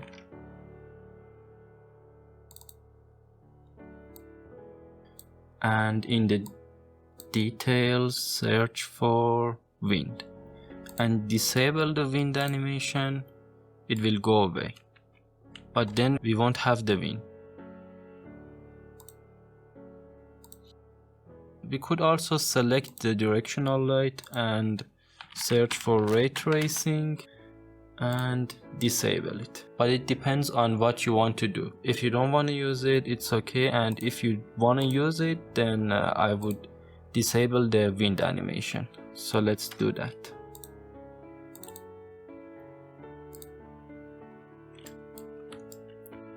The other issue is when using nanite meshes in our scene. Again, we can select the directional light, search for ray tracing and disable it, and the issue goes away. Or there's two console commands we can enter here to fix this issue. The first one is r.raytracing.nanite.mode space 1. And right now, as you can see, the issue is fixed, but as we get further away from the mesh, there are still some issues. So the other one we're gonna use is r.raytracing.normalbias, and I'm gonna set this one to 1 as well. And as you can see, the issue is gone. I'm gonna put both of the console commands in the description below. So the first way to fix both of these issues is to disable ray tracing shadows, and the second one for the foliage that move with the wind is to disable the wind animation within the material, and for the nanite meshes is to use these two console commands. So I ended up enabling the wind animation on the fern, and I just decreased the wind strength to 0.3. This way the foliage moves with the wind, it has the animation, but the issue is not that apparent, so it looks better, I think. So now in the next section, I'm gonna edit the lighting. Lighting. Now that the environment's ready, let's move on to lighting. Press F10 to exit full view. On the top right, click on settings and open the project settings. Let's make it bigger. Now on the left, under engine, let's scroll down and click on rendering. Now here we should make sure to enable some settings.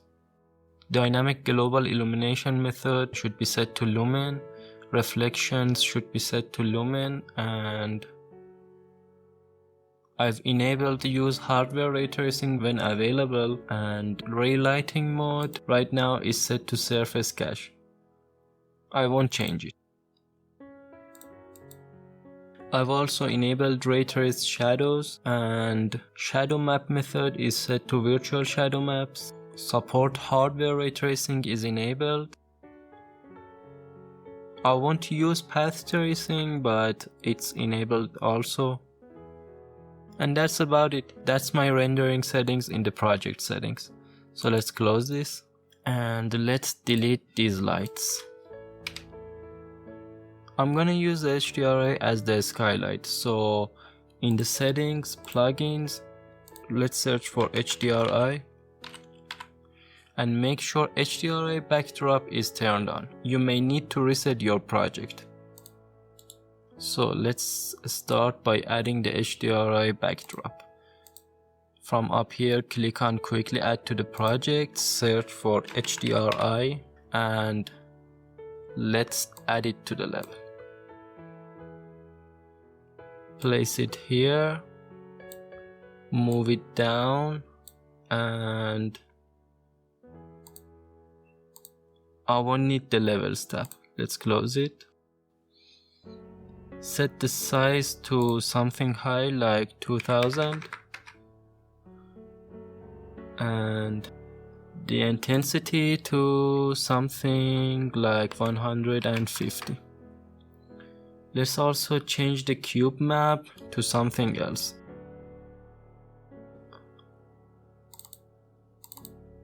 I've already downloaded one from Polyhaven, so let's open it. This is the one I'm gonna use. Make sure to download the HDR version. So let's drag it here and let's also go to the skylight. Set it to a specified cube map and change it to the HDRI we've downloaded. I'm gonna set the intensity to something high like 600 and the resolution to something higher like 256. So let's drag it in the lighting folder and let's add a post-process volume. Search for it and let's add it. In the details, let's search for unbound and enable infinite extent or unbound. This way the post-process volume affects the whole world. And then under exposure, let's enable the min and max EV100 and set both of them to something high like 10. Now we can see the cube map.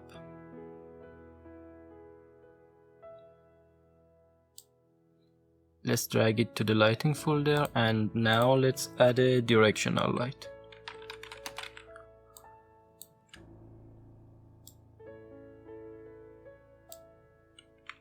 Rotate it. Oh, first let's set the intensity to a high value like 1500. Now let's rotate it.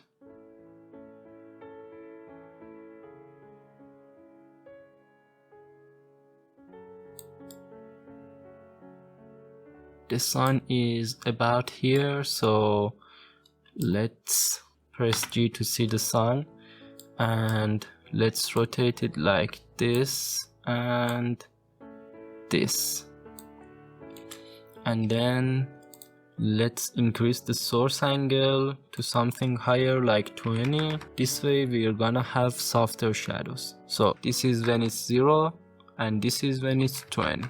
You can see the difference in the shadows right here. 0, 20. Okay. Let's drag it in the lighting folder and let's add some fog. Click here, search for exponential height fog. Exponential height fog. Drag it in the level. And first of all, let's enable volumetric fog. Okay, let's increase the view distance to something higher like 20,000 and let's set the start distance to 500. I'm gonna change the extinction scale. Okay, and let's also increase the fog density.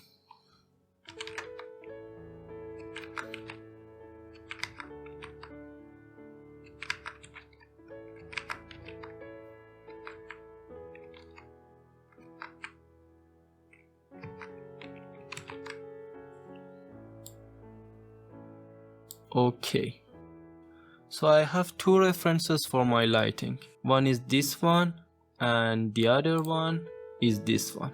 So let's see how much I can get it close to this lighting. Let's drag the exponential height fog in the lighting folder. Now let's go to the post-process volume and start tweaking the parameters. I'm gonna make it a little bit darker, so let's increase the min and max exposure to 11 and let's open the local exposure. Okay, actually let's say to 0.8. I think the default value is 0.8. So let's set it to 0.9 or 0.85. What about that? That's kinda, let's say to 0.6. That's too bright. 0.75, 0.7, and let's go with 0.85 or 83 or 81, 82. Let's go with 82. Enable detail strength and let's set it to 1.2, 1.15. That's better.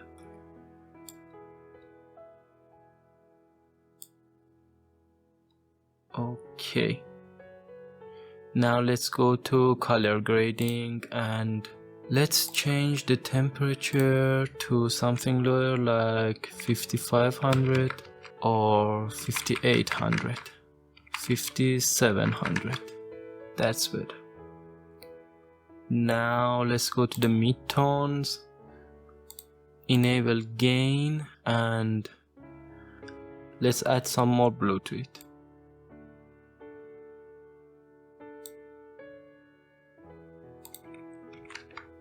Okay, that's kinda cool. Let's go to global and let's decrease the saturation a little bit. 0.85 is good. And let's also add some contrast. I'll set it to 0.2. Oh, that's too much. 1.05. Just a little bit of contrast. Let's go to exponential height fog and let's increase it to 0.04. Okay, I think that kinda looks good.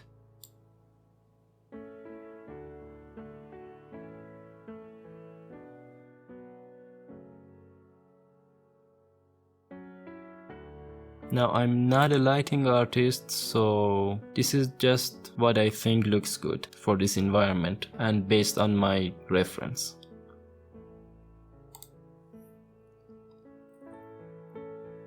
Let's increase the skylight to 1000. Oh, that's too much. Let's set it to 700. That's better. Let's go to the directional light and increase the indirect lighting intensity to something high like 10. I just want to see how it affects the scene. Let's get it back to 100. That looks bad. Let's set it to 2. Let's also increase the volumetric scattering to something like 3, 2.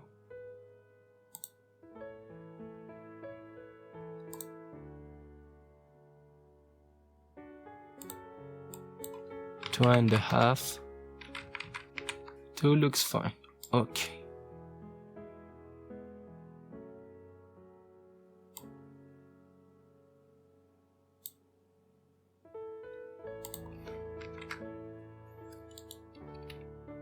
That's too much blue. So let's decrease it, or let's increase the R and G values to 0.79. Okay, and that's it for the lighting. Let's save everything, and in the next section I'm gonna add a camera, a sequencer, and render it using movie render queue. Camera, sequencer, and movie render queue. Click here, and under cinematic, let's add a cine camera actor to the scene. Move it up and click on perspective and select the cine camera actor. Okay.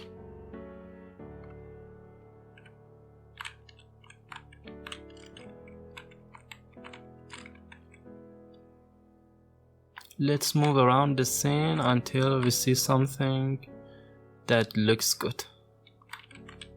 Let's go to detail and let's change the current focal length to something lower, like 25. Okay, that's better.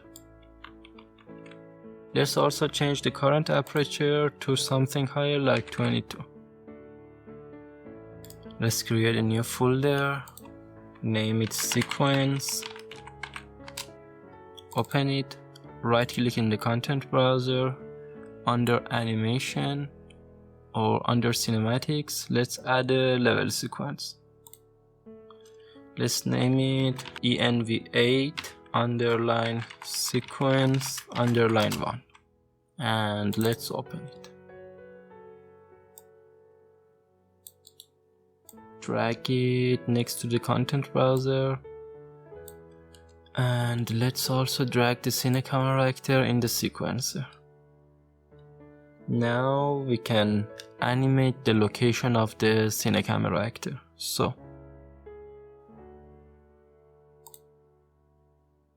let's go under transform, location, and for the first frame, as you can see, my timeline shows the seconds of the sequencer. You can change it from here, go to show time as, and set it to frames or seconds. I've set it to seconds.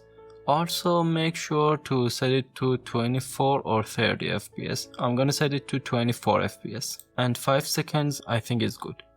So let's set the location to here, and then let's move, let's first set the sequencer to the end of the sequence, and then move in the level to somewhere like here. And now we can add a keyframe to here too. So now if I go to the beginning of the sequence and play it, you can see that now we have animated the camera. Let's select both of the keyframes, right click, and set them to linear. Okay.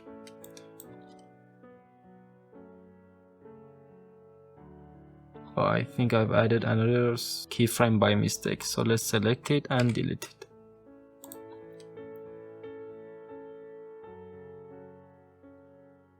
So here it is. Now let's render it using movie render queue. So first of all, go to plugins, search for movie render queue, and make sure movie render queue is enabled. Then we can select here. Let's first save the sequence. We can click here and the movie render queue window will open. So let's click here to open the settings, and I've already put some free MRQ presets on my website. I'll put the link in the description below. You can download them for free. So let's click here, and as you can see, I have 3 presets. One high quality, one low quality, and one for path tracer. So let's just start with the low quality one to test render the scene. Okay. So this is the output directory, this is the resolution, and these are the console variables and the anti-aliasing settings. Let's click on accept, open the output directory. As you can see, I've already rendered some other scenes. So let's create a new folder.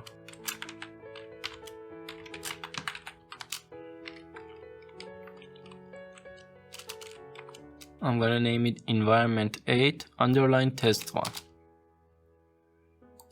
Now let's click on render local. Now it will take some time and render out the sequence. So now the render has finished. Let's click here to open the folder, select all the images, and let's drag them in the folder we just created. Now let's open DaVinci Resolve and let's drag the images in the media pool. So let's select them all and drag them like this. It will automatically convert them to a sequence. Right click and create a new timeline. I'll name this one timeline render. And let's drag the sequence in the timeline. Play it.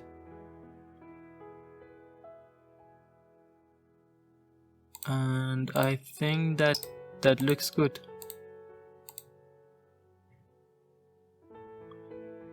There's a little bit of noise which will be fixed when we use the high quality preset. I'm also gonna add a light blocker right above the camera, so our foreground will be darker. So let's get back into Unreal Engine. Click here to get out of the camera view. Let's add a cube and make it a child of the cine camera actor. Oh, we should first make it movable. Now let's set the relative location to 0, 0, 0 and move it up. So let's scale it like this.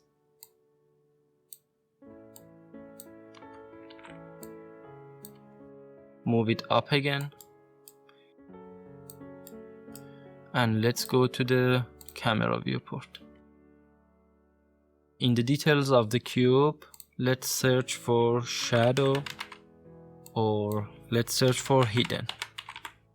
Enable actor hidden in game so it won't be rendered, and then enable hidden shadow so it will still cast shadow. So now here's without the cube and here's with the cube.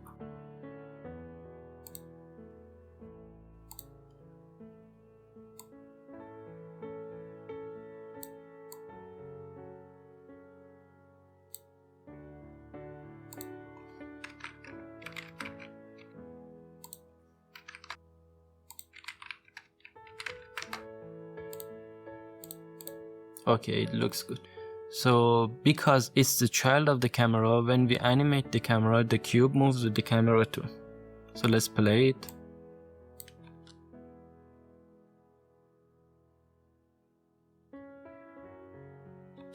And let's get out of the camera viewport. Press G. And let's play the sequence.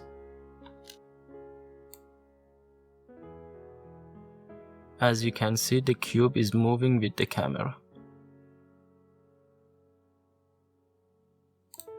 Let's move it right here.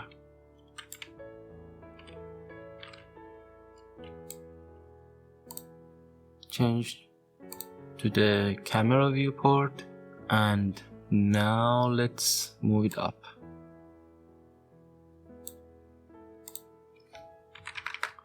Like 300 or 700. Press G.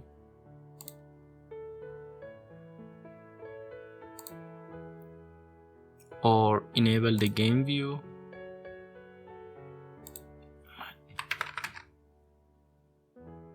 Here's without the cube and here's with the cube. It looks so much better. So now let's save everything.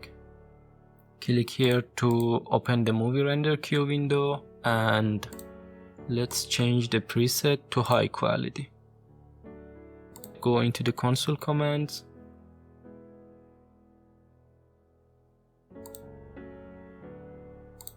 Why is there no console variable? I don't know why, but the console commands in this project had been deleted, so I copied them from another project. Here they are. You can copy them or you can download the presets from my website. Here's my anti-aliasing settings and here's my output settings. Okay, let's click on accept. I've also edited some of the parameters of the lightings, so let's go over them. In the directional light, I increased the intensity to 1650. In the exponential height fog, I changed the fog density, and in the volumetric fog section, I changed the extinction scale, and I think that's it. In the HDRI backdrop, I increased the intensity to 300. Birds and falling leaves. It's time to add those final touches like birds and falling leaves to breathe life into the scene. I'm gonna use the Rural Australia project for that. In the content, let's go to the Rural Australia project, effects, birds, and I'm gonna use this one, effects birds 1. Let's drag it in the level and move it here.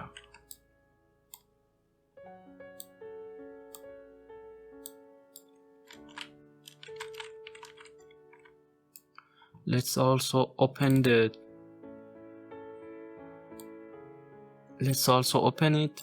and click on spawn rate and let's increase it to 0.35. This way we have more birds, or 0.4. Okay, save it and let's close it.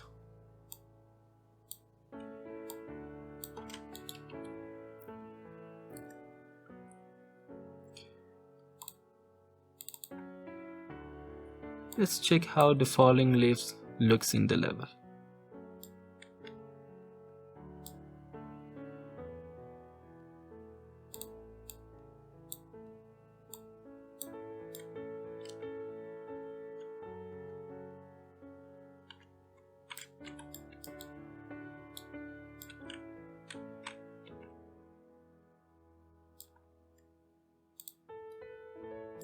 Okay, you can use this one, but let's open it and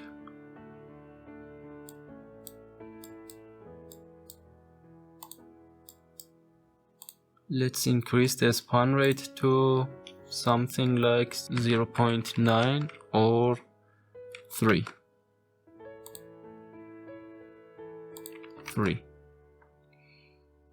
And let's also increase the size of the where it is box location. I think that's a good amount. So let's save it.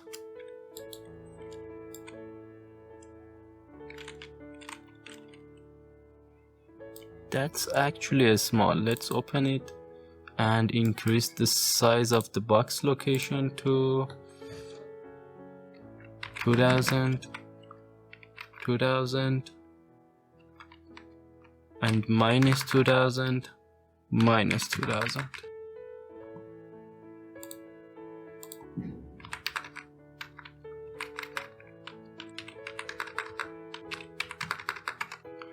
Let's save it and check how it looks in the level.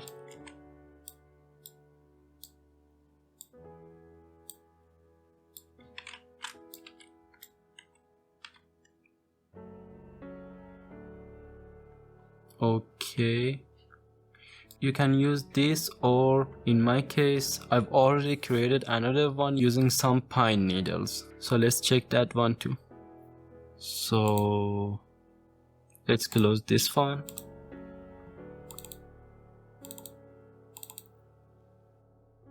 And let's delete it from the environment. Drag this one in the environment. And let's open it. The spawn rate, the wind, let's set it to 200 in the y-axis, and let's save it. Place it here, and let's go to the camera. I think it looks good. We see a couple of birds in the distance and also some falling leaves in the foreground. Let's play the sequence.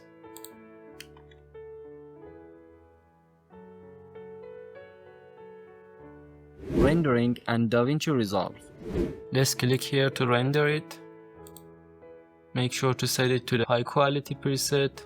Click on accept and save everything from here and click on render local. Oh, there's one thing we should consider before rendering, and that is, let's go to anti-aliasing, and because we're using Niagara particles, we should increase the render warm-up count and the engine warm-up count, so make sure to do that too. Click on accept and render local. So now the rendering has finished. Let's click here to open the folder and create a new folder. Let's name it environment 8.1. Select all the images and let's drag them into the folder.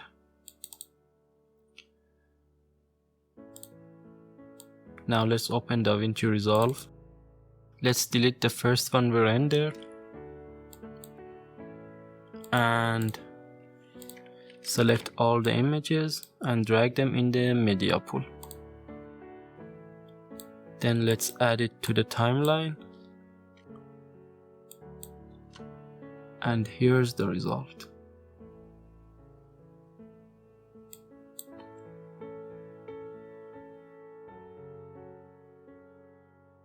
Here, as you can notice, I forgot to enter the console commands to fix the nanite issue with ray tracing in the movie render queue, so don't forget to do that. For now, I'm not gonna do it. I'll do it later when I want to render some more shots. So let's go to the color grading tab. Select this one, press Alt S to add a new node, and in this one I will change the contrast a little bit.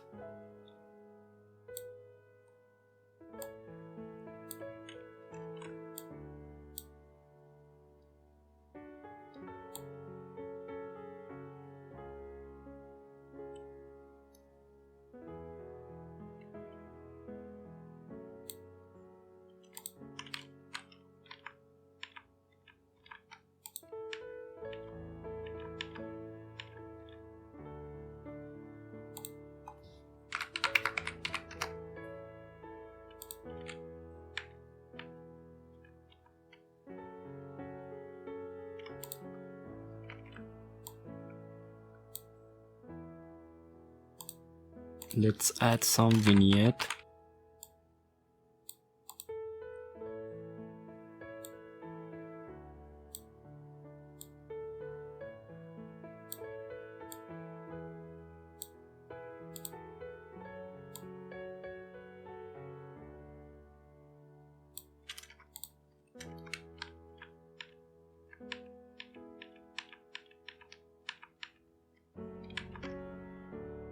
Okay, and to render it out, we can go to the export tab, give it a name, give it a location to save the file, then add to render queue and click on render all. Now let's go back to Unreal.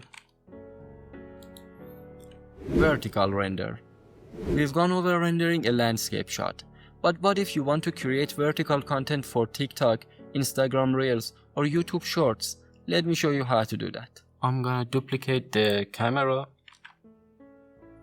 And in this one, let's first go to the Cine Camera Actor 2. In this one, I'm gonna change the aspect ratio to vertical. And we can easily do that by changing the sensor width and sensor height. So for example, we can set the height to 23.76 and the sensor width to 13.365. And just like that, we have now a vertical shot in case you want to render out some shots for Instagram, TikTok, or YouTube Shorts.